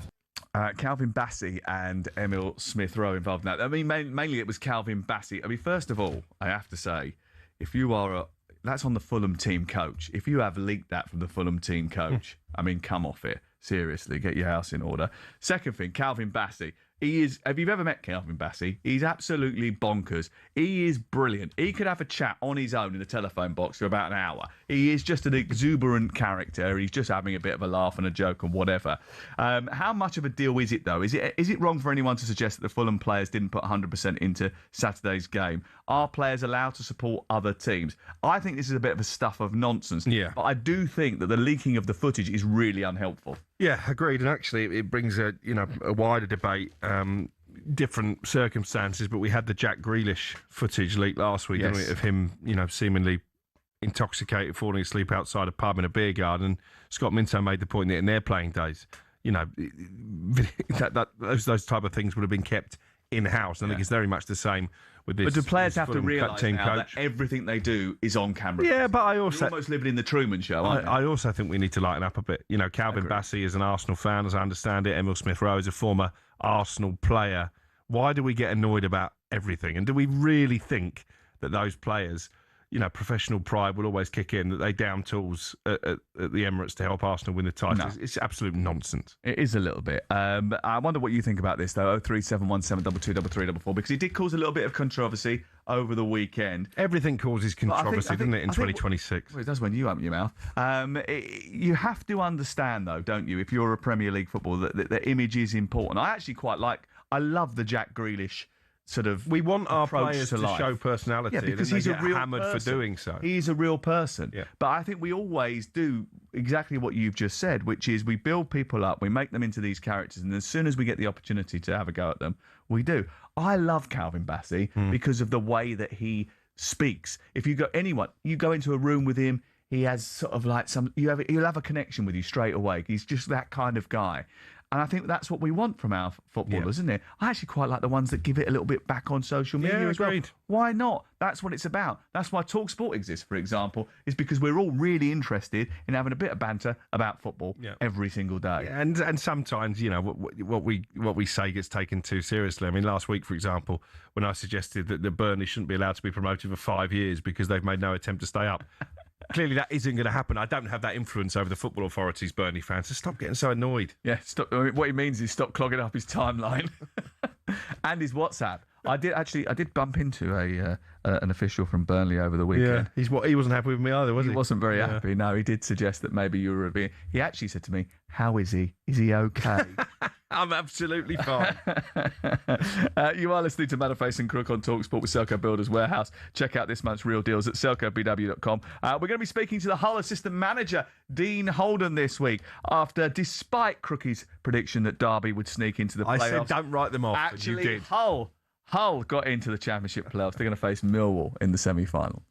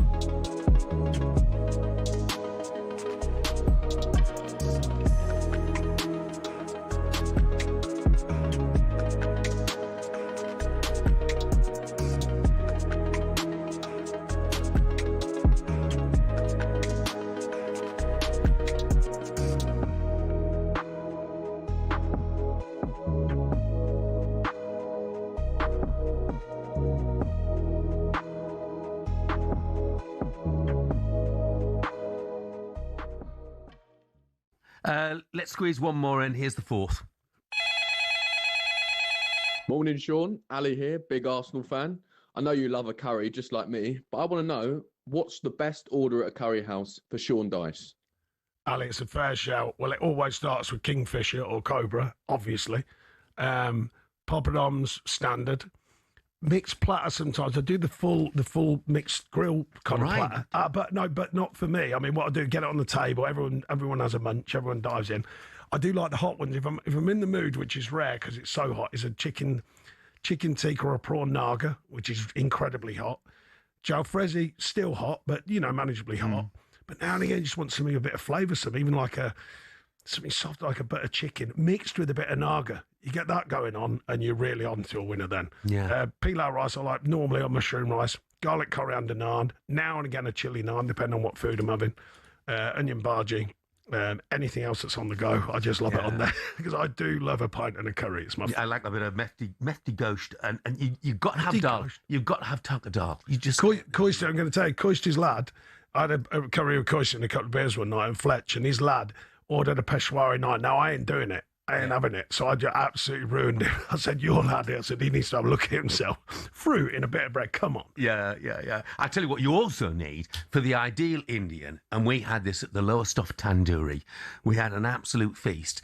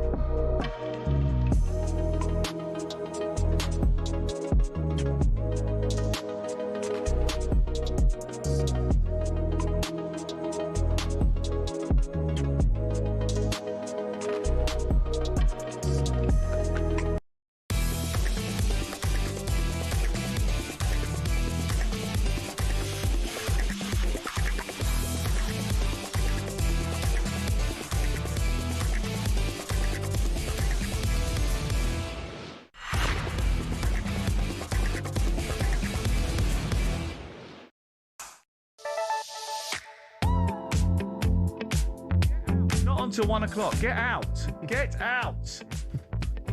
Perry Groves. Always trying to He's get cock-a-hoop, isn't he? He is. He's in a good mood, isn't he? Very confident He's about on the at 1 o'clock this afternoon with Paul Hawksby. So if you are a Manchester City fan, that will be painful for you. It starts at 1 o'clock. Okay, Hull have qualified for the Championship playoffs. They're going to face Millwall. Ollie McBurney, 17 league goals. Phoned up the Scotland manager to ask why he wasn't picked. And he's now dragged Hull into the Championship playoffs. Hull versus Millwall, going to be exclusively live on Friday night. Let's speak to the assistant manager of Hull City, who joins us now, our good friend Dean Holden. Hello. How you doing, fellas? Yeah, very good. Did you give him a bit of stick, by the way, the big boy here, after he predicted that Derby were going to get into the playoffs at the weekend? Well, Crookie said that as well. I know Sam Smonich had said it. One of my old players. I didn't know Alex had said it as well. Outrageous on Friday's show. He was talking about yourselves and Wrexham, and I said, I think you're sleeping a little bit on Derby, but ultimately, I was delighted for you and for a tune that is Hull in the playoffs, as you know. Yeah. No, we left it to the final day. I'm sure sometimes that's the best way to do it. We started the day outside of the playoffs, as you know, and all through the game results are coming in. We're 1-1, and all of a sudden we got the job done. How important was it, having been winless in the previous sort of 6 games, that you got through to the playoffs? Because it's big for the club, isn't it? Oh, it's massive. You can see after the game the emotion with Ajan and Sergei and all the guys that are connected to the club. The fans obviously were on the pitch. It was an incredible day. We've now got reset, refocused now for what's going to be a really tough doubleheader against a strong Millwall team who we beat them away from home, played really well, and arguably could have beat them at home as well. In fairness, there was a disallowed goal on the day, but Millwall are a good team. Alex has rightly been up there with the manager of the years in the Championship this year. He's a good friend of mine, and I'm glad to see him doing so well. He's done an excellent job this year, but it'd be a big game for us, of course. Yeah, it was just the emotion going into the game. Because we'd had your sticky run, as you say, things were getting a bit edgy externally, but I would say inside the training ground, we just stayed consistent. We didn't get too down after a couple of defeats, a couple of draws. We just kept working consistently as we've done all season. It's worked for us, so why change? And yeah, the ball went for us at the weekend in terms of getting the right result. And are you going to let the gaffer have his job back for the playoff semi-final? Because he was suspended at the weekend, so you were leading things on the touchline. You got the 3 points. Yeah. It was a bit of a strange situation, because Sergei got sent off at Leicester a couple of weeks ago. We only got the paperwork from the EFL last Friday. We were already down at Charlton, and they gave him the option which game he wanted to take. So he thought his assistant Marco was suspended for the Charlton game last Saturday. So Sergei said, "Well, I'll take the Norwich game then." And then barely an hour before kick-off at the weekend there, we found out through the referee that Marco had a 2-game suspension, not one. So there was a bit of confusion in the EFL and whatever in the club. So I all of a sudden was the man in the middle. But no, it's fine. Listen, he was obviously Sergei was still in the dressing room, pre-game, half-time, etc. So it was all good. I've obviously studied that technical area enough over the years to be able to handle that situation. It was just about keeping things calm and making sure the players could play to the level, really. Talk to me about Ollie McBurney. He scored twice as Hull came from behind at the weekend. 17 goals this season, 18 goals in all competitions. It's an impressive run for a player who was playing in Spain last year, came back to England. He obviously is a brilliant goal scorer. Should he be on the plane for Scotland? I can see the headline now. Holden demands Clark to change his ideas on the squad. I can see where you're going with this, fellas, but I'll back him all the way. He has to be in the conversation to be on that plane. Steve Clark's a brilliant manager, very experienced, but my opinion, which you've asked for, he has to be travelling because he's a goal scorer. But one thing I would say about him is a character, and you speak to anybody, everywhere you go, everyone wants to know about Ollie McBurney from different clubs, fans. Everybody loves him, apart from centre-halves on the day because he's just the way that he plays the game. But he's very, very well respected. And what I would say, even if it wasn't going to be a starter, he's the most unreal lad behind the scenes. So you've got a lot of time. Think about the hotels, think about particularly in America with the travelling. There's a lot of time. He's a brilliant leader for the young players. So I think it can only be a bonus, even if he's not starting the games, even if you're bringing him from the bench. He's just a brilliant lad to have around in them down times with so much, you hear players when we're going back to the Fabio Capello and there's a lot of boredom in hotels, etc. Ollie's just everywhere. Ollie McBurney is, there's something going off. He's that guy that used to sit at the back of the class, I think, and throw paper aeroplanes and all. Just always up to something, but just wants to make people feel good about themselves, and he's a top footballer. So yeah. Yeah, I mean, is that why Steve Clark doesn't want him? Because Steve Clark's not the biggest smiler in the world. He's actually got quite a dry sense of humour, but maybe that's not the type of character he wants around. You know what? I've listened to what Steve said over the last few camps, and he's clearly consistent in terms of the players that have got him to that position he wants to stick with. So listen, total respect to him. This is not me or Hull City or anybody having a pop at Scotland.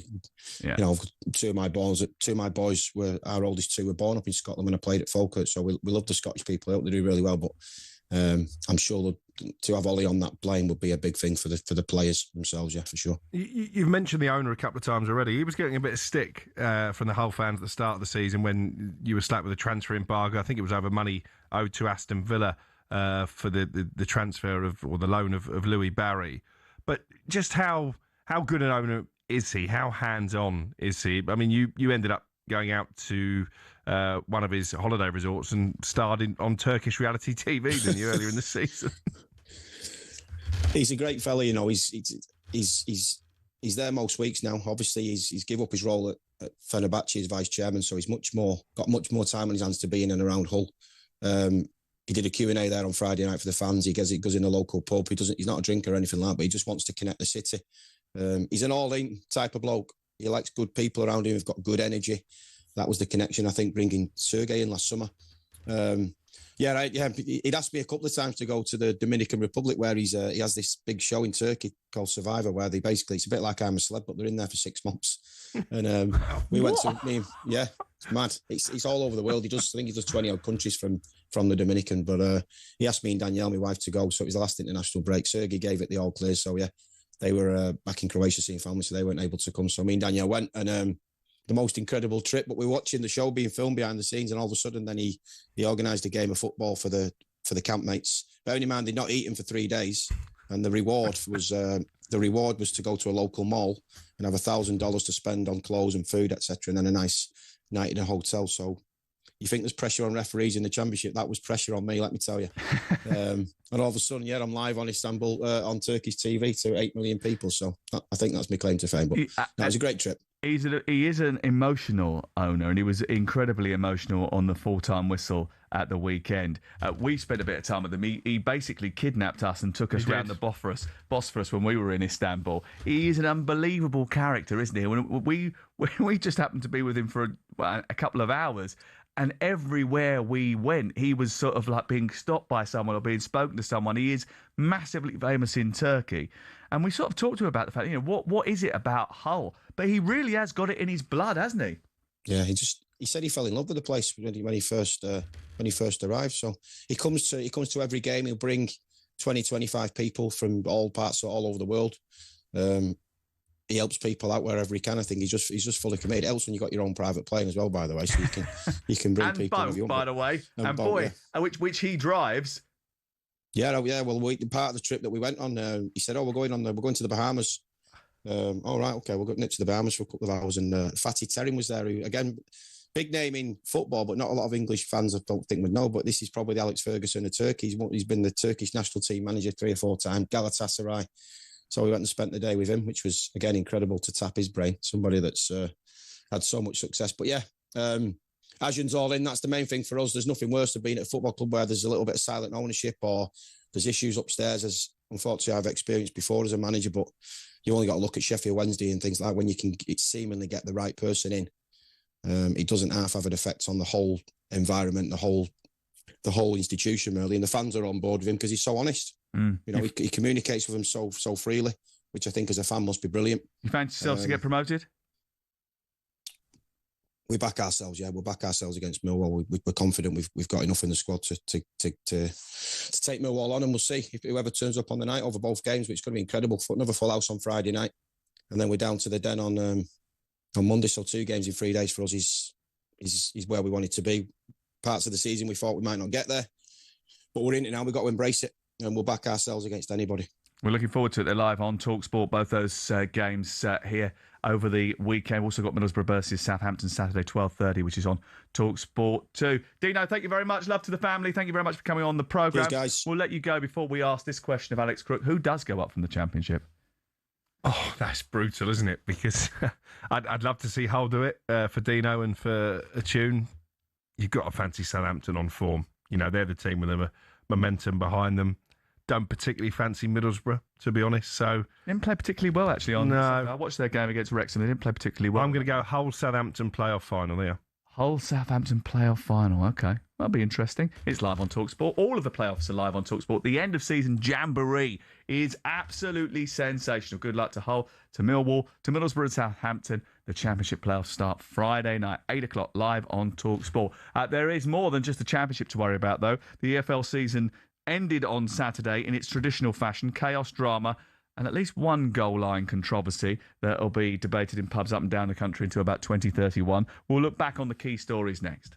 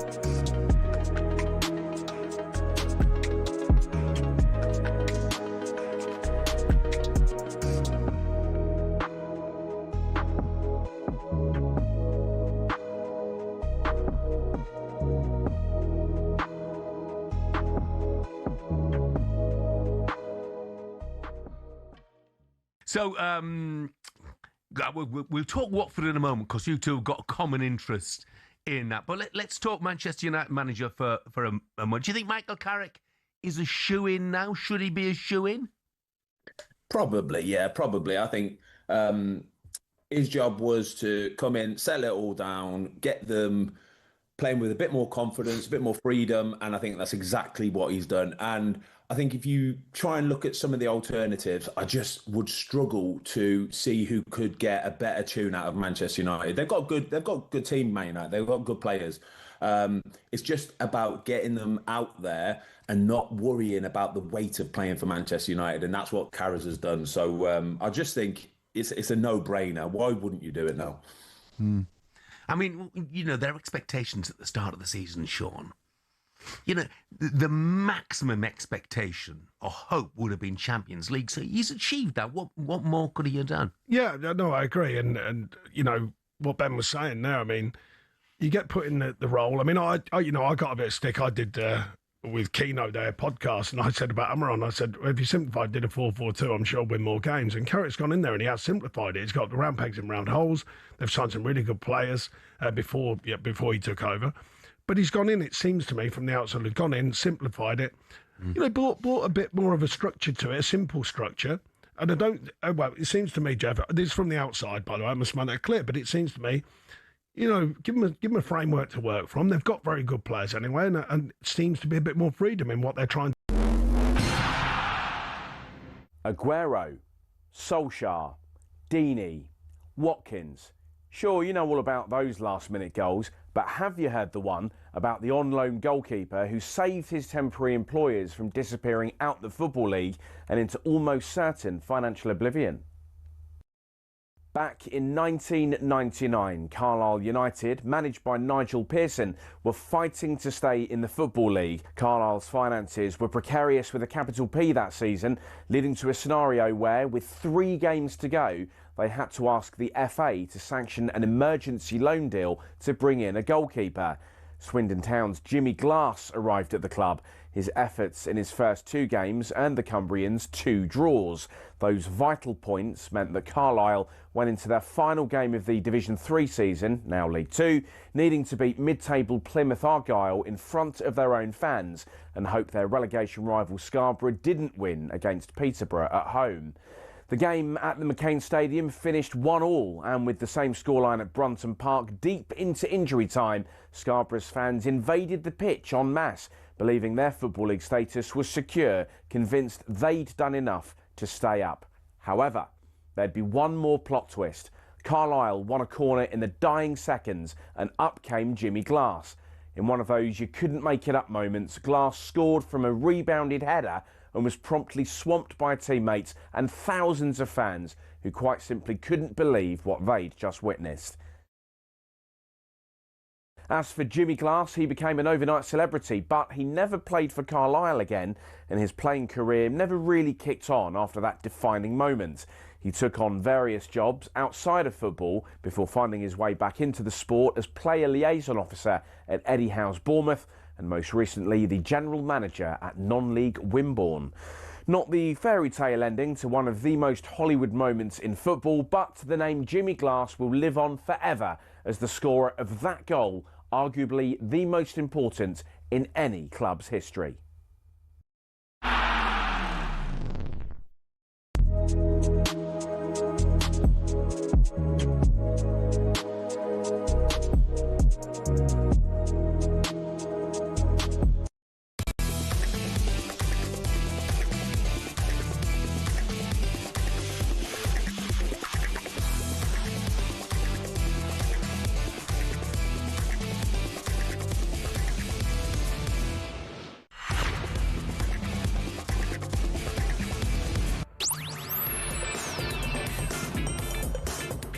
Yes, a very good afternoon to you. Happy bank holiday. It's Sam Matterface, Alex Crook, and we're here through till 1 o'clock this afternoon. Live football tonight comes from the Hill Dickinson Stadium as Everton take on Manchester City. Big game for both those two teams.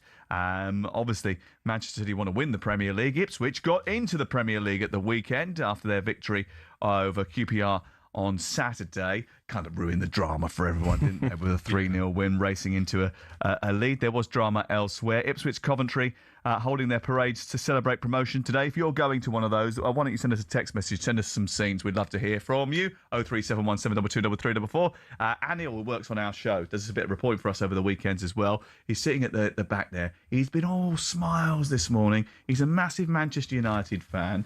He loves Alex Crook. And he also loves Coventry City as well, because that's where he comes from. And he says he's had a brilliant weekend. He has. And, well, they've had a brilliant season, Coventry, and ended it in style with the victory that spelt the end of Ed Steele's short-lived reign as Watford manager. Interesting to see what they do next. But they've Not really a short-lived reign, is it? He was there 3 months at the I think it was 83 days. That's quite a long time for Watford, isn't it? I mean, they're in a mess, aren't they, Watford? And talking about clubs who need to get a managerial appointment right, they certainly fit into that category because they thought they could challenge for at least a playoff place at the start of the season. It hasn't worked out that way, but Coventry, the standard bearers in the Championship, worthy champions. Frank Lampard's done a brilliant job.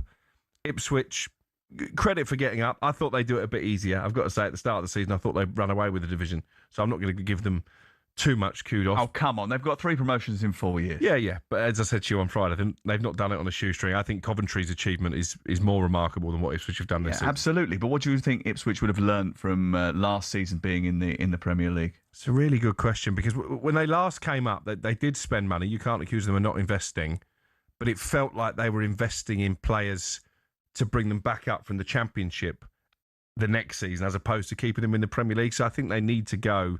They need to be a bit more ambitious with their recruitment. Wasn't that quite strategic, though? Because, I mean, the idea of using the sort of system, in a sense, they knew that it was going to be a struggle for them. If they got up and stayed up, then brilliant. But they knew that the most likely scenario was them coming back down. They'd have to mount another promotion campaign. So they used the money wisely, so they didn't have to completely revamp the squad for a second time. But you don't want to keep doing that. And, this was the point I made on Friday. Ipswich fans would have loved this season, because obviously, ultimately, it's ended in promotion. There's been some great victories along the way. They can't have enjoyed too much about their last Premier League season, and I don't think they want to be that club who are too good for the Championship and not quite good enough for the Premier League. Yeah, because, if you had your way, teams that went up, went down, went back up again and went back down would be banned from 5 years from trying to get back into the Premier League. That made me very popular in one part of Lancashire at the weekend. Did it? Yeah.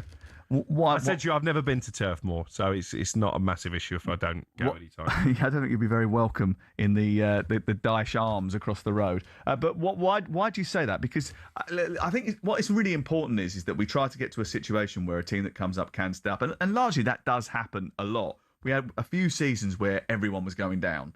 Always, at least 2 of the 3 were going down, which I think is a bit of an issue in terms of the strength of the Premier League. But isn't that just showed you the big sort of gulf between the Championship and the Premier League? Yeah, and I think Sunderland and Leeds deserve tremendous credit for the fact they've managed to bridge that gulf. Sunderland have never been in any danger of going down. Leeds have cemented themselves now, you'd have thought, with 43 points. They're not mathematically safe, but I think I'm right in saying no team has ever gone down from the Premier League with as many points as that. Was it West Ham 42 was the record, I think? Yeah, I think Scott Minto was in that. He was, yeah. We like to remind him. So I think it's positive. And I think it's also positive, and this is why... I actually also think Michael Carrick and Joe Cole were in that team, which is completely mad. And Di Canio? And Les Ferdinand. And Glenn Johnson just coming through as well, I think. It was an incredible team. How did they go down? I think it's refreshing when you look at the Championship. Obviously, Ipswich have come straight back up. As I say, they didn't walk away with it in the way I thought they would. Coventry, after 25 years with no parachute payments, is a great story. You look at the teams in the playoffs. Southampton in with a chance of doing what Ipswich have done and bouncing back up at the first time of asking. Millwall, I think, would be a great story. I know that divides opinion, but I'd love to see them in the Premier League and how they would go about it. And I wouldn't be against Middlesbrough or Hull going back up either. So I think it's been a great season. Tom Drecker's done a really good job, hasn't he, at Southampton? And when you think that they were adrift miles away from the playoff places when he took over, and he's completely transformed them. Yeah, he has. And the question that Southampton fans will be asking is, what would have happened had he have come in a bit sooner? Had they not gambled on Will Steele, because they only finished 4 points off the top 2 in the end. Obviously had a brilliant cup run. Were a match for Manchester City for much of that semi-final at Wembley, and he deserves tremendous credit. I mean, he's a character who doesn't get too high when they're winning games, doesn't get too low when results go against them. And as I said to Dean Holden earlier, on form, I think you've got to fancy Southampton. They've got quality in that squad. And they made a good signing in Carl Larin in January as well, the experienced Canadian internationals coming in and done really well. And the goalkeeper, Daniel Peretz, has been brilliant. Peretz has been superb. He's been transformative, actually. Yeah. It was a beautiful moment with Sheffield Wednesday fans counting down from 15 to 0 after it was confirmed that they won't face a points deduction in League One next season, which is great news. How have they avoided the penalty, though? Well, I think this is a rare occasion of common sense in football. And I think the EFL have realised, actually, who does it serve to knock another 15 points? They finished this season on 0 points. That win against West Brom took them back to 0. It's the fans who get punished. The rogue owner has gone. There's a brave new era now at Hillsborough. Sheffield Wednesday, one of the grand old clubs in English football. I don't think anybody really wanted to see them start the season on minus 15. Absolutely not. And I am so pleased that, one, they've come out of this situation with a new owner. 2, they haven't got a points deduction to deal with at next season. And most importantly, more than anything else, yesterday they had a full crowd in there. The shop was open, people were buying stuff, and they won. Well done, Sheffield Wednesday. And you'd fancy them with the fact they're not starting a points deduction. You would imagine they're going to be one of the teams right up there next season. Cracking price to win in 90 minutes as well. They were. Well done on that one. Where do Watford go from here? Because someone said to me that Will Steele was a candidate to take his brother's job. Surely that's not going to happen. Oh, well, I mean, I've not heard that one. I know there are various names under discussion. It's unusual, actually, for Watford not to have the next cab off the rank lined up. Normally they sack a manager and within minutes that there's a new It would be beyond even Watford to go, Ed, you're fired, but here's your brother. Yeah, that would be absolutely incredible. I think they might well follow the Hull approach. I mean, that doesn't necessarily mean they're going to get a British manager, but I think they've seen what Hull have done in terms of recruiting those British players proven in the Championship, like Ollie McBurney, who you've been waxing lyrical about, and they see that as a recipe for success. So I think what we're going to see at Vicarage Road is a change in their recruitment process. OK, let's talk about League One. Stevenage beat Wigan 1-0 to claim the final League One playoff place. Although Dan Sweeney's 92nd minute winner might not have crossed the line. Stockport beat Barnsley 3-1 to finish third. Well done to Dave Challoner. It means he hasn't finished below a playoff place in his 15 full seasons as a manager. You thought his long throw was good. Exeter lost 2-1 to Bradford at home. Bradford qualified for the playoffs, meaning that they were relegated, Exeter, as Leyton Orient drew 2-2 at home to Burton to survive. But after that 2-2 draw against Burton, who secured League One safety, boss Rishi Wellens spoke to our reporter, Ben Jacobs. It's worth a listen. The last 15 minutes were a disgrace. Pass it around the back. We didn't want to win the game because we knew that the other game, in football you never know. Exeter can score 2 goals in a minute. But the fact that we're passing around the back, not going for it, kind of sums the group up. And I've come out a couple of times and had a go at our supporters in the past. I'm going to apologise from now and I'm going to tell you the reason why I've done it. And when our supporters give them criticism, I try and take the criticism off them, so then it comes at me, okay? So I come out and say, the atmosphere wasn't great, okay? Then the supporters come at me to try and take it away from the players. Then week in, week out, especially the last 6-7 weeks, we get served up with rubbish. And I don't feel that my protection of them or going on the verge of ruining a relationship with a group of supporters I've got an unbelievable relationship with is worth it. We had relegation written all over. We've had to wait for somebody else to get a result for us. We concede from another set play because we lack leadership. We concede numerous goals just before half-time. We concede numerous goals after 85. We've probably lost 20 points after 85 minutes, probably 80, and then conceding goals at half-time. So I've told them the fact that they want to celebrate and walk around, I clap the fans because they've earned it. They've paid the money all season to come and watch us home and away, and they deserve to be clapped. But then don't be celebrating with your family. Get off the pitch. It's been an embarrassing season. Too many players that have wasted 10 months of their career, wasted my time. I've had 1 year of my managing career that I've wasted on them players, wasted. And then you've wasted the supporters. We've not given them enough days to turn up to. Not enough days, not enough good days. And we can play poorly, but run, fight, be more intent. I mean, look, was it too much? Was it a manager telling it how it is as far as he sees it? I wonder how the club's hierarchy will react to an outburst like that. To be honest with you, he's an experienced guy. He's been around the block. He knows what he's doing, and he's done it for a reason. And there'll be supporters who have been watching Leyton Orient this season. I haven't seen much of Leyton Orient, so it's very difficult to give an opinion on it, who are probably sitting there, Crook, and going, do you know what? He's got it bang on. At least someone's had the balls to say it. Yeah, and it's similar, actually, isn't it, to what Michael Duff was saying about his Wycombe players a couple of weeks ago. So maybe Richie Wellens has seen that interview and thought, well, I'll have a bit of that. I was just looking there. According to my records, they've got 8 players with contracts expiring this summer. Maybe that's one of the reasons he's felt a little bit of latitude. Yeah, and you'd imagine that not many of those are going to get offered new deals. I think it's refreshing. I've never really understood a team overly celebrating just scraping survival, because it means, as he said there, you've had a pretty dismal season to that point. Yeah, well, at least none of those players can argue that they don't know where they stand with him. They had their player a season do last night, didn't they, as well? He was a Salford manager for a while, and he sort of said, he always says a few things that catch headlines, and he doesn't mince his words. He's an emotional character. He wants it to work. He's a good coach. Yeah, he's got the CV to prove it. On the subject of Salford, by the way, Carl Robinson's interview was just as explosive, wasn't it, after they got denied what he called a stonewall penalty. He said on breakfast this morning that the refereeing wasn't great. Do you know what? We were on the coach on the way back, and Alex Bruce just slammed it. It keeps coming back to you in very small moments. I know. We were brilliant on the day. My players all season, lads, have been superb. They really have. I've loved this season just because of how honest and how transparent they are. And okay, we miss chances and we hold responsibility for not winning games of football. It's never an official's fault why teams don't win. But it's funny, innit, in the week building up to the whole talk on this show, especially you, I think we listened to you, Ali, in the week with the Arsenal penalty. Yeah. Where we were looking for minimal touch. I know it's a different competition. I know it's a different level. But when you see the force tackle from behind, your leg taken away from you, and the referee saying to you after the game, what's his words? It just felt like normal football contact.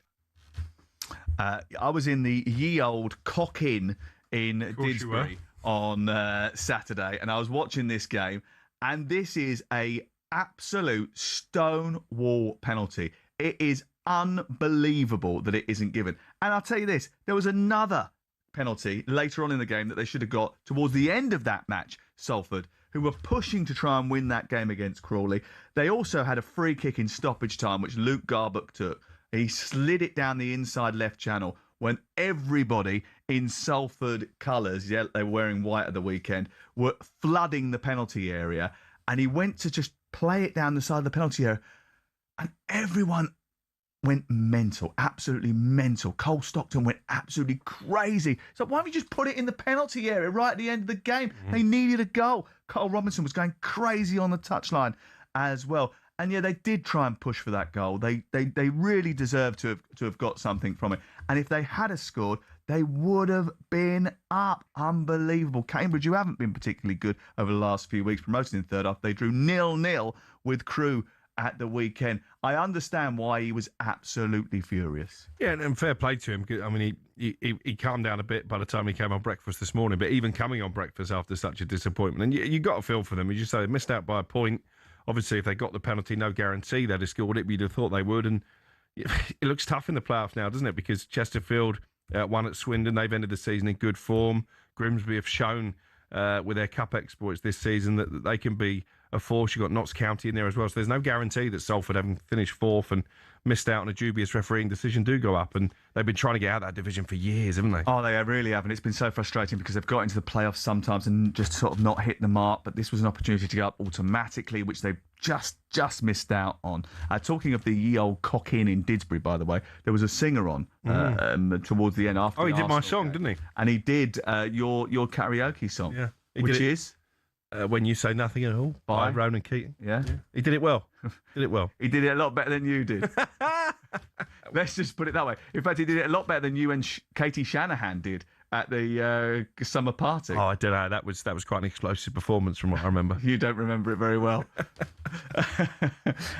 Well, congratulations to Bromley, who I would hope will not remember today's celebrations after today, because after winning the League Two title, they've been promoted to League One. Absolutely sensational. I did my first ever commentary when I was about 14, 15 at Hayes Lane in Bromley. There you go.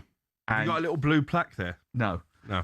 But I can't believe that I didn't believe they got into the Football League, let alone getting into League One. Absolutely terrific. And I know today that they're doing a parade in Bromley High Street. So, look, listen, town centre should be absolutely packed. They've done a brilliant job. Andy Woodman, well done. Absolute legend. CEO's leaving this week as well. And they've done a super job in getting them to where they are, Mark. So well done. Thank you very much for all of the work that you've done down that level. And I do think these triumphs that these smaller clubs have as they rise through the league must be celebrated by the local community, because like even just going through past Bromley, and I know you spent a bit of time there this week as well, there is a lot of paraphernalia about Bromley now, the football club, where there wasn't that before. I actually changed trains there this morning en route to London Bridge, and you get off at South Bromley Station, and there's a big sign up saying home of Bromley FC. So yeah, fair play. Yeah, no, but that definitely wasn't there before. You're listening to Matterface Crook. We're live on talkSPORT with Selco Builders Warehouse. It's where the trade go. Next, two British heavyweights.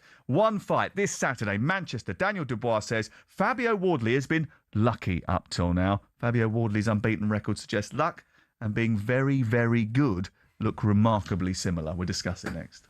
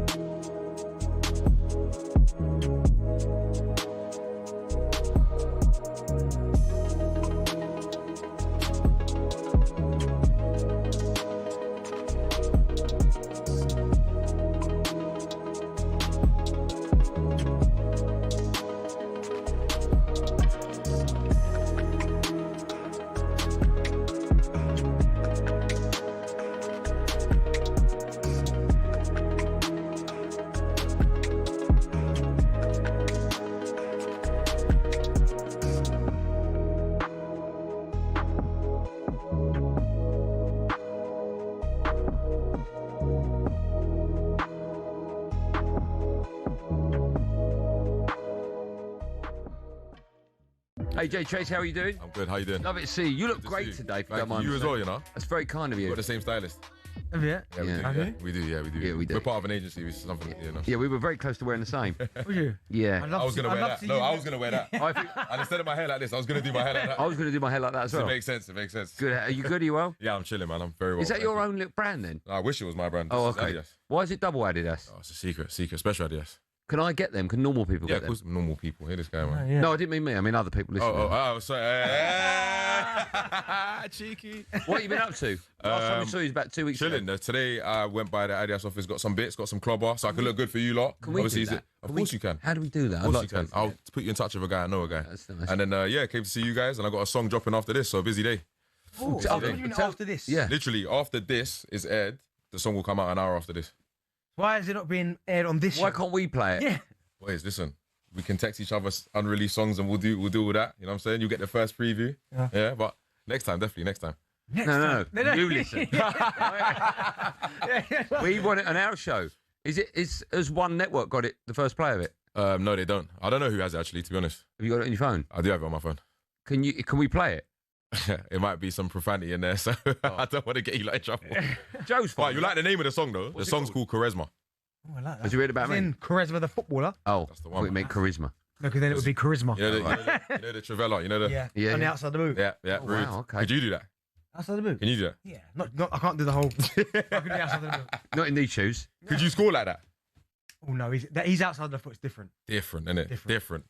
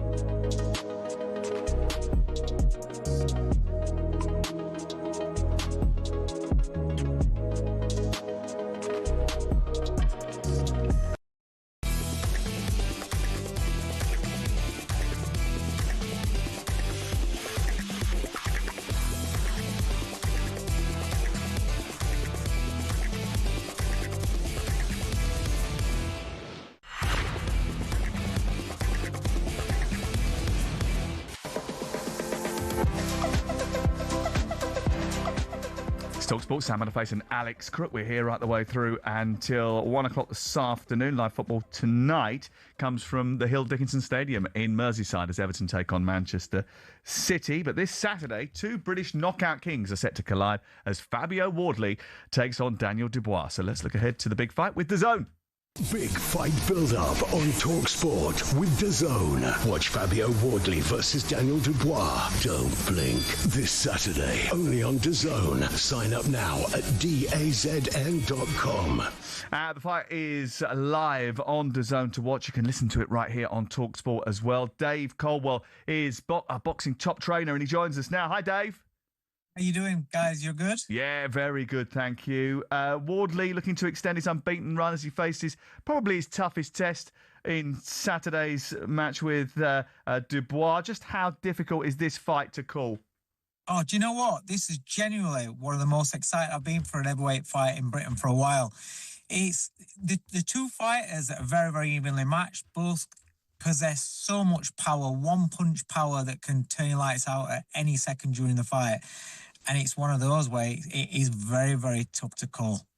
The pair have engaged in a bit of a psychological war over the last couple of weeks heading into the bout. Dubois saying that the champ, because he is the champ after Usyk vacated the WBO belt, has been lucky up until now, and I need to take his 0. Is that fair, or is that just Dubois trying to whip things up? Yeah, you can call it luck, but, just when a boxing's a 12-round fight, you've got 12 rounds in order either to win on points or to knock them out. So it doesn't matter if you knock them out in the first round or if you're miles behind on points and you find that winning punch. It's a punch that you've drilled in the gym constantly over months, over years. It's something that's been perfected, and you throw it because it's what you work on in the gym. And I know Wardley's come from behind a few times, so I get what Dubois is saying, but you could say that about any shot that any fighter lands. You can say, it's a lucky shot. It's not. It's trained, it's drilled, and it's part of boxing. Daniel Dubois, will you be a little bit concerned that maybe there's a bit of ring rustiness after 10 months without a fight? Or is it maybe a benefit that he's a little bit fresher? It's not so much that I'm worried about with Dubois. The thing about Dubois is he's got a very, very underrated jab, and we all know about his booming right hand. And with Wardley, we know that Wardley can get hit. And, we've seen him outboxed, and he does get caught with a jab. If you remember, even when in the first fight with Fraser Clark was the long periods of the fight was winning that with the jab. But he possesses this power, and that's the equaliser, With Dubois, I don't think the ring rust will play much of a problem at all. He's had a few good top-level fights before this, before his little layoff. It's more about, what he puts together on the fight night. On Fight Night on Saturday evening here on talkSPORT, our boxing pundit Gareth A. Davis explained how he can see the fight going either way.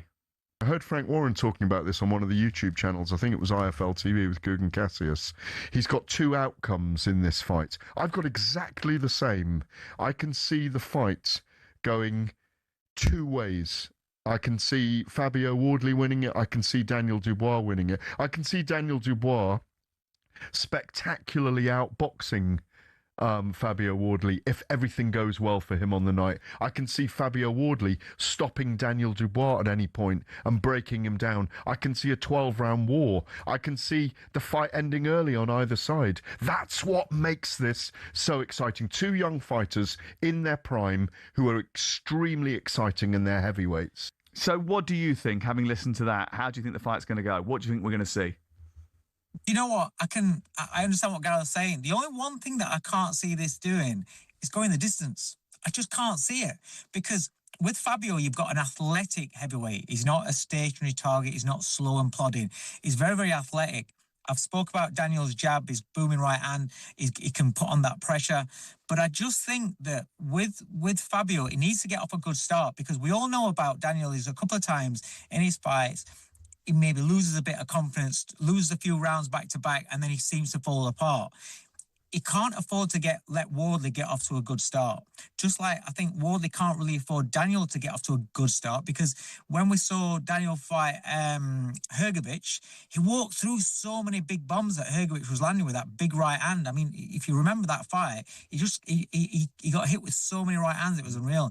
But he was feeling confident in that fight, so it kept him in there. I just feel Dubois gone over against lesser punches than what Wardley is. And it's more of a mental, once it starts going, I feel as though he feels it, and then he falls apart and he gets caught with a shot, and he just switches off mentally. I don't know what it is. And I think if Wardley gets off to a good start, then this fight could end up pretty much early. If not, then the jabbing and the fundamentals of Dubois could see him be outboxing him, landing some good right hands, because we do know Wardley does get hit. We do know that he can get hurt a little bit as well. He's been buzzed in his last couple of fights as well. And Dubois has that absolute knockout power as well. So it could go either way. I just think who gets off to a good start counts. But one thing I won't write off is Fabio Wardley's power that can bring him from behind and take a man out, because we've seen it too many times. And preparation is really key, isn't it? Yeah, no parties in the house, Daniel, before you get into the ring. 100%. That's for sure. 100%. Listen, thank you very much, Dave. Appreciate you coming on today. Appreciate that. That was a look ahead to Wardley versus Dubois with DAZN. And don't forget you can watch it live this Saturday on DAZN. Buy it now at dazn.com. Big fight build-up on talkSPORT with DAZN. Watch Fabio Wardley versus Daniel Dubois. Don't blink. This Saturday, only on DAZN. Sign up now at dazn.com. Next, Hearts, Celtic, Rangers are all still in it. Celtic won yesterday, but it's Hearts against Rangers today. The Scottish title race, absolutely gripping. We get into it next.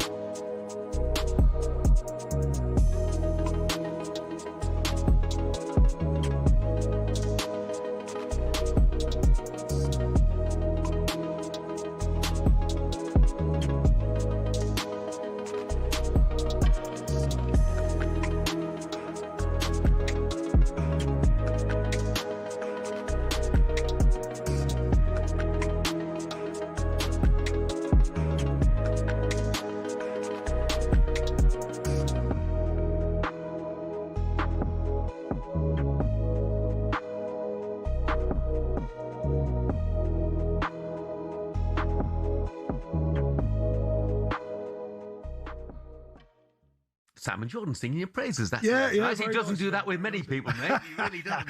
I always have a little spar. Have a little sparring match. Look, I mean, Burnley have got to have a great chance of bouncing straight back next season again.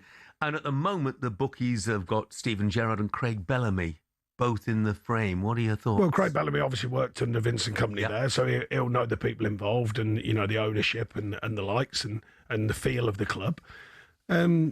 Stevie G, I mean, look, you know, does he want to go back in at that level? Does he want to? I mean, it's only an hour and a quarter from where he's from.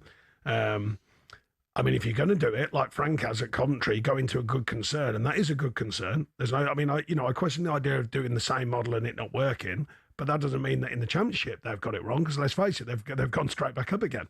So I do think there'll be money available. I do think they'll retain some good players there. Certainly, with all due respect, Championship players who know the Championship, who can do the job in the Championship, and they might bounce back stronger. So I get why that would be an attractive proposition for Stevie G. I know he's a world famous player and stuff, but he's up and down with the management thing. Been over in Qatar, obviously. A lot made of that. Comes back. Is he ready to go again? And a good platform for him, I feel. I'm bound to say that. I'm biased towards Burnley, of course, from my time there. But I do think it's a good club, a really, really good fan base. I don't think the fans are carried away with that. Well, they certainly weren't. They were very, very honest with the situation. Demand will be high, but not... When was the last time you saw someone score with a knuckleball free kick? We're going to take a look at why we're not seeing them anymore and explain a bit about how they work. The knuckleball peaked in the 2010s after that Ronaldo strike against Portsmouth in 2008 inspired academy players everywhere. Here's a young Mason Mount. I tried to base my free kick on Ronaldo, hit the ball by the valve and it moves. So what do you do? Top corner. Now, no ball is perfectly aerodynamic, so as it travels it creates ever-changing pockets of turbulent air, causing that unpredictable movement. Football's most prolific free-kick taker, Juninho Pernambucano, perfected the technique but didn't invent it. He was inspired by players from the 90s and even the 50s. So how do you do it? You have to hit the ball head-on with as short a contact time as possible so the ball doesn't spin. Hitting by the valve helps with that short contact time as it's the hardest part of the football. So why don't we see knuckleballs much anymore? It's because players are being told not to shoot from dead ball situations because the XG is so low. In fact, as Opta shows here, since the 08-09 season there's been a 10% reduction in players shooting from free kicks in the Premier League. And in 23-24, a record low of 11 free kicks found the back of the net. And the knuckleball, though spectacular, is imprecise, which is why it's becoming a thing of the past.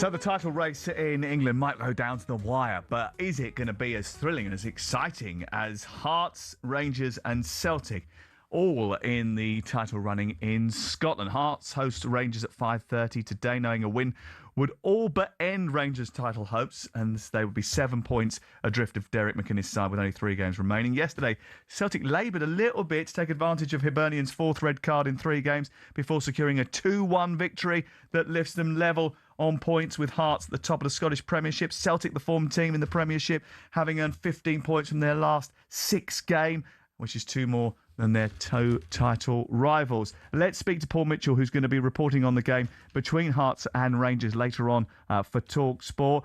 Very good afternoon to you, Paul. Does Celtic actually want Rangers to win today's match? That's the big question in Glasgow today.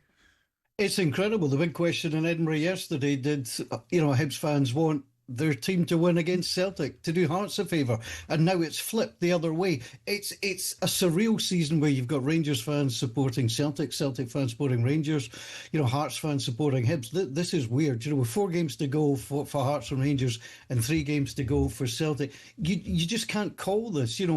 Loyalties are being tested in certain places. If you speak to a lot of fans who are not fans of Rangers and Celtic, the majority will say they want Hearts to come through and win this just to change things up. I mean, it's been, 1985, the last time Aberdeen, won the title up here. Since then, it's been Rangers, Celtic, etc., as far as that's concerned.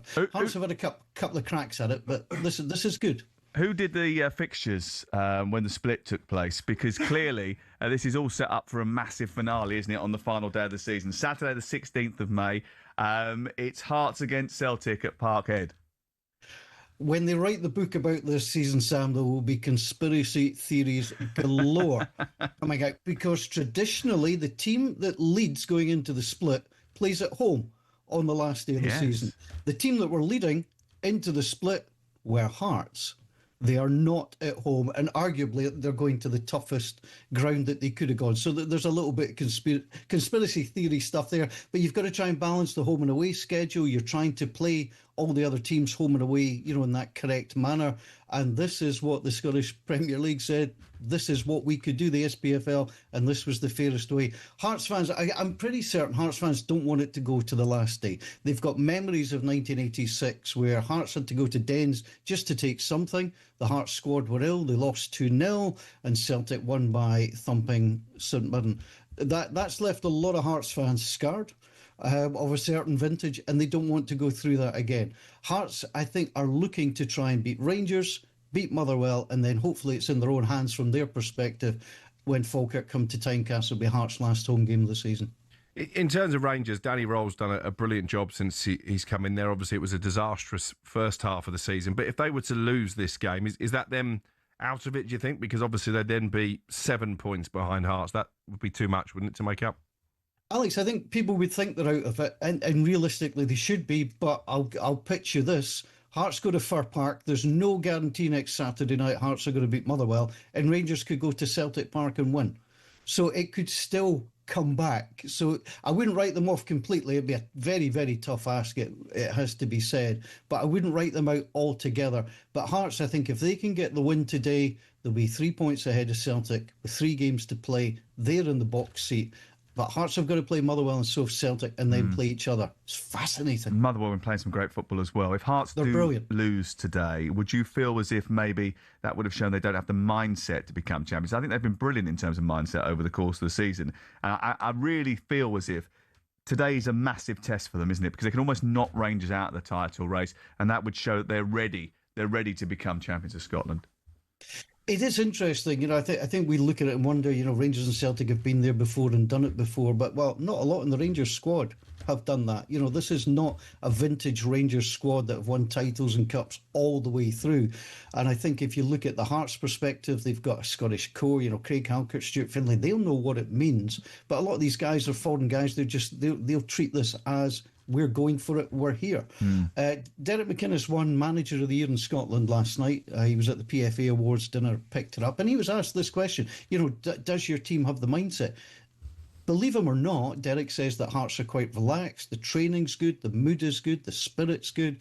And this is a squad, I think, from all the mood music, that expect they can go on and win this thing. And in terms of Celtic, are we any nearer to knowing who the permanent manager beyond the end of the season may be? I was hearing whispers of Roberto Martinez a few weeks ago, but that seems to have gone a little bit quiet. I think Celtic would like a high-profile appointment, but you've got to remember some of Celtic's best appointments in recent years nobody saw coming. Ange Postecoglou being one of them, who came with a good track record somewhere else, said he was a winner and delivered for Celtic. I think it's interesting. I'm not sure there's any outstanding Scottish candidates around the place. Would Celtic or Rangers at the time make a run at Steve Clarke? Steve Clarke hasn't signed a new deal to manage Scotland. I know he would like to, but I think it could be a surprise name coming. We've heard, if Eddie Howe gets let go from Newcastle, he'd be a prime candidate, for example. Celtic would love someone like that. So it'd be really interesting to see where they go. Interesting, because Eddie Howe was once upon a time quite close to being the Celtic manager. Rangers have got to accept their away allocation for the final Old Firm meeting of the season. Deeply disappointed, they say they are, after the SPFL backed Celtic in the ticket row, insisting it is a concerning precedent. Celtic offered Rangers around 2,400 tickets for the 10th of May Scottish Premiership fixture on the condition that none of the seats would be made available to Union Bears fans group. Rangers said they could not agree to the terms and referred to the matter to the SPFL board. A subcommittee concluded it would not overrule a risk assessment carried out by Celtic. This is because of what happened, isn't it, in the last Old Firm game? Yeah, the last Old Firm game was a Scottish Cup tie, so Celtic got, 15%. They got a whole stand allocation, and it all kicked off afterwards. Celtic fans came onto the field to celebrate. They weren't taken off particularly quickly, and the Rangers fans reacted. Who was at fault? Everybody was at fault, and I think we'll see that in Mark Blackburn's report. I think there's enough blame to go round. As far as this game's concerned, I think Celtic are correct. They've done the risk assessment. They've done everything correctly. Rangers have quite rightly objected, and it's gone to the committee, and the committee have said we stand by that. Now, the Union Bears have apparently volunteered not to accept tickets. Is it a hardship? On one hand, you could say they're supporters that shouldn't be barred. Rangers have got 43,000 season ticket holders. They'll sell out 2,500 tickets for a big game at Celtic Park with fervent fans who know what it means. And I think both clubs have done the right thing. Rangers have done the right thing. I think they've got to accept that you do not want to go to Celtic Park and have the whole crowd against you. That 2,500 that Rangers will get will be noisy, they'll be loud, and if Rangers win today and have got something to play for, they'll certainly need that backing at Celtic Park. Old Firm games without rival fans are horrible, they're sterile, they're not the same, and I'd just like to see the clubs cooperate a little bit more, but I tell you what, we don't have a history of that happening up here very much. And listen, even if they haven't got anything to play for in terms of the league, they've always got something to play for, because if they can't win the league themselves, they'll be doing their level best to ensure that Celtic don't win it. That is for sure. Paul, thank you very much. As always, appreciate that. He's reporting on the game this afternoon. Hearts against Rangers, 5:30 start for that. You'll be able to follow that during Drive today. talkSPORT breaking news. Here's Alex Crook. Yeah, just an update on the Michael Carrick situation as we were discussing earlier. No formal talks yet, I understand, between Carrick and the hierarchy, but there is an expectation that will happen imminently. There seems to be a confidence on the Carrick side that this will get done, that Michael Carrick will be offered a deal beyond the end of this season. I think the fact they haven't yet spoken to any external candidates is also in Carrick's favour. I've just been told several senior United players have told Sir Jim Ratcliffe they want Michael Carrick to get the job on a permanent basis. They include the captain, Bruno Fernandes, Matheus Cunha and Harry Maguire as well. You're listening to Matterface and Crook on talkSPORT. And we're here with Selco Builders Warehouse. Check out this month's real deals at selcobw.com. We'll have a quick glance over Chelsea against Nottingham Forest, which kicks off in 2 hours, 15 minutes time. It's Bank Holiday Monday. It does kick off at 3 o'clock. Why on earth are Nottingham Forest playing on a Monday? Manchester City travel to Everton tonight. That's live on talkSPORT.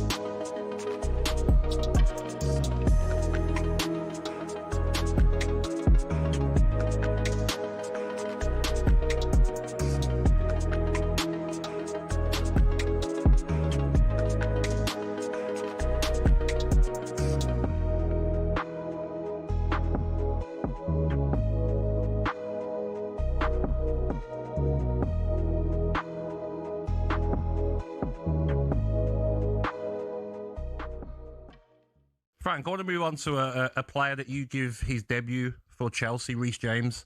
How important is he for Chelsea and also for the World Cup in the summer?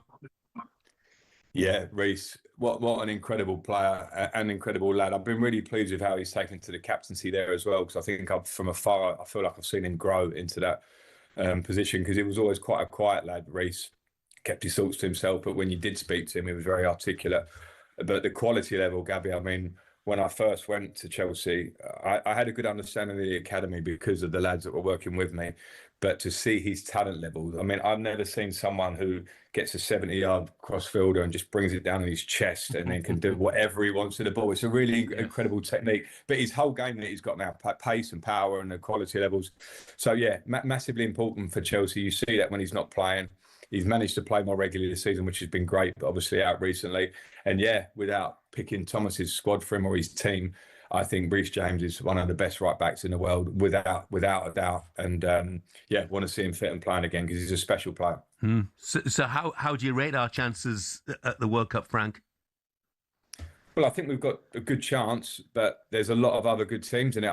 This is the age-old question I get about why we didn't win World Cups as a group from my generation. And part of the answer is because France, Spain, Germany were all really, really good too.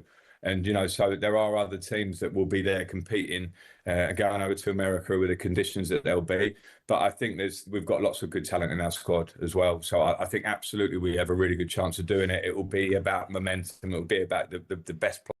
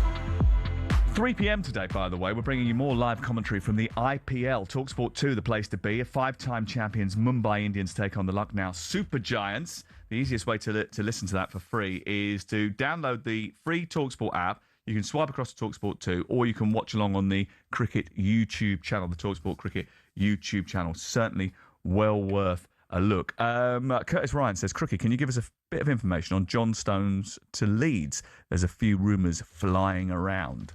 Not one I've heard, but I'll do a little bit of digging. Obviously, he was linked with Everton, but I think they're pretty well stocked in the centre-back area. It'd be a good pick-up for someone, wouldn't he? I thought maybe one of the newly promoted clubs, but yeah, Leeds, I could see that potentially. He's a Yorkshire boy as well, isn't he? Yeah. Chelsea Nottingham Forest kicks off at 3:00. Is it fair to say that Nottingham Forest that they're playing today? Is it fair on them that they are? I said it on Friday, didn't I? I can't believe they're playing on Monday. Europa League semi-final on Thursday. Yeah, it's incredible. And, you know, obviously we've had West Ham fans bemoaning the team that Aston Villa put out. Really intrigued to see how Forest play it this afternoon. I know Max Scott, our newsreader, resident Forest fan, thinks they'll go strong because they still need the points to be absolutely guaranteed survival. But they've got to have one eye, surely, on the second leg of that Europa League semi. But how on earth that it's happened that they're playing on a Monday with that semi-final on Thursday, and obviously Aston Villa have played on Sunday night. It's outrageous, really.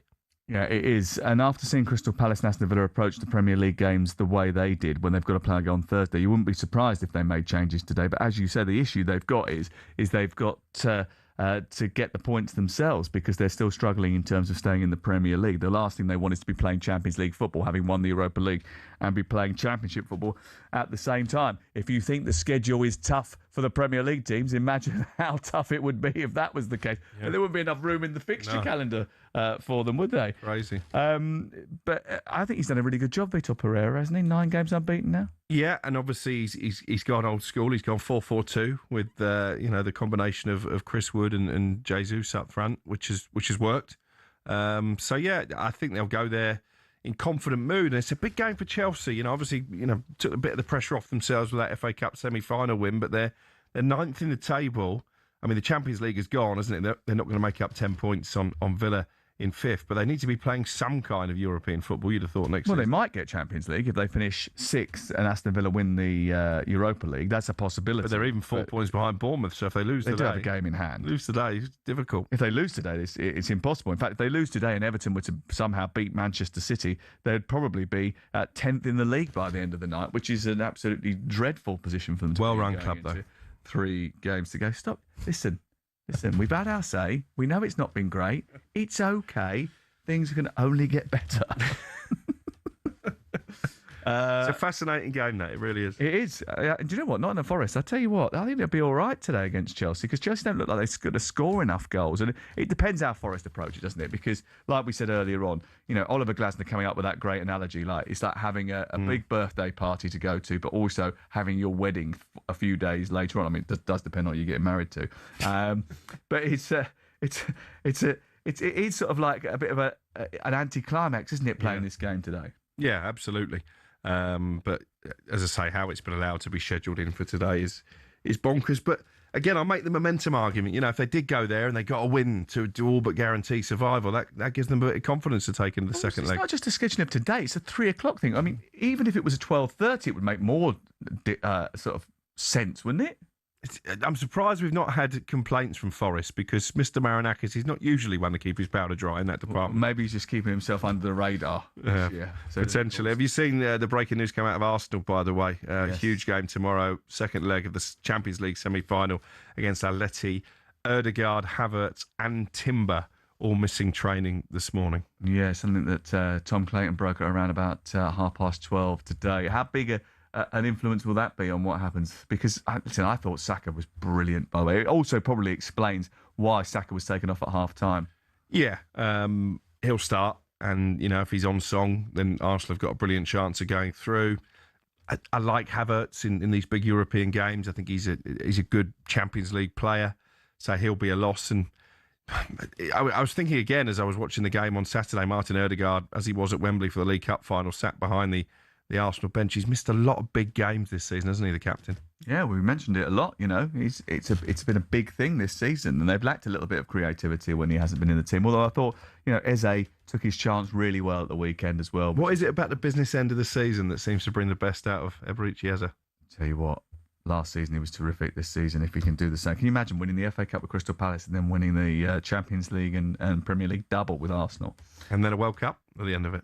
I'd take him winning the World Cup as well. Yeah, I could definitely stomach that. Great news for England actually that those two players are playing really well now, Eze and Bukayo Saka. Although I know it was only 45 minutes at the weekend, but just the way he moved was better. I don't know about you, but I've been watching him over the last few weeks, and he hasn't been as fluent in his movements. He's obviously struggling with a little bit of injury, but his cross for the Gyökeres goal was sensational, and that inside run that he makes for the Gyökeres little back pass into him, which he then fires into the bottom corner. Terrific. He just offers them something different. I think they're a lot harder to defend against when you've got Bukayo Saka running down the wing. In full swing. Yeah. Manchester City under a little bit of pressure tonight to put 3 points on the board. You expect them to do that? I struggled a little bit with the pressure at Burnley, Yeah, they did. And there is big scoreboard pressure now, 6 points behind. But I just look at Everton, who I think have had a brilliant season under David Moyes. You can't question that. But I think it's one win now, is it, in their last 5 matches? And they've struggled to sort of make the Hill Dickinson the fortress that Goodison Park was. So, yeah, I'm reasonably confident that City will win. Only 5 points off the top 6, though, really. Yeah, still in it. There's still a chance for them to put some points on the board between now and the end of the season and actually get some European football, which would be a massive endorsement of what David Moyes has done. I know he needs a little bit more in terms of, I think, resources next season. No doubt about that. I think Beto's going to be fit tonight. I think he suggested there's a possibility of that. Yeah. So it'll be a handful. Good luck to them tonight. We'll feature it live on talkSPORT. We kick off. You're off there, aren't you? I am. I'm going up there right now, actually. The latest episode of Danny Kelly's Trans-Euro Express is available now. Kevin Hatchard, joined by European football guru Andy Brassel. They'll take you on a journey through all the major stories across the continent and also give you a little bit of an update of how Arsenal's opponents are getting on ahead of that Champions League semi-final tomorrow night. You can listen to it on the talkSPORT app or via your usual podcast platforms. Adrian Durham is back tomorrow at 7 o'clock for the Champions League special with Darren Bent and Kevin Hatchard. He's back with me tonight from the Hill Dickinson Stadium. Looking forward to that. Paul Hawksbee and Perry Groves are coming next. Enjoy the rest of your bank holiday weekend, whatever you end up doing. Good luck.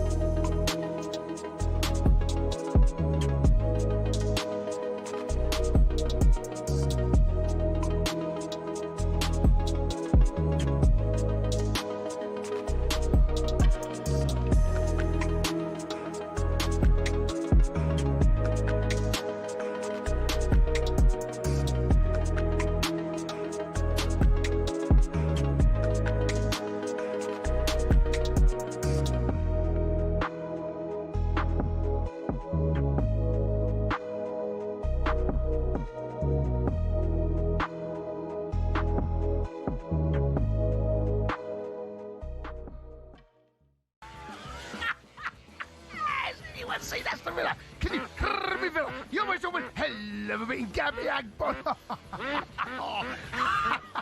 Oh, can you hear me, Gabby? You almost went hell of a beating Hooters, Villa Park, Bullring. Legs 11. Can you hear me, Legs 11? You almost went hell of a beating Prince Willie, Big Prince Willie. You almost went hell of a beating Andy Townsend, Randy Lerner, Ron Saunders, Dane Saunders, Ron Saunders, Dane Saunders, Ron Saunders, can you hear me, Saunders? You almost went hell of a beating Hooters, Jory Quarter, Cadbury's World, Jack Grealish, Gabby Agbon Lahore, can you hear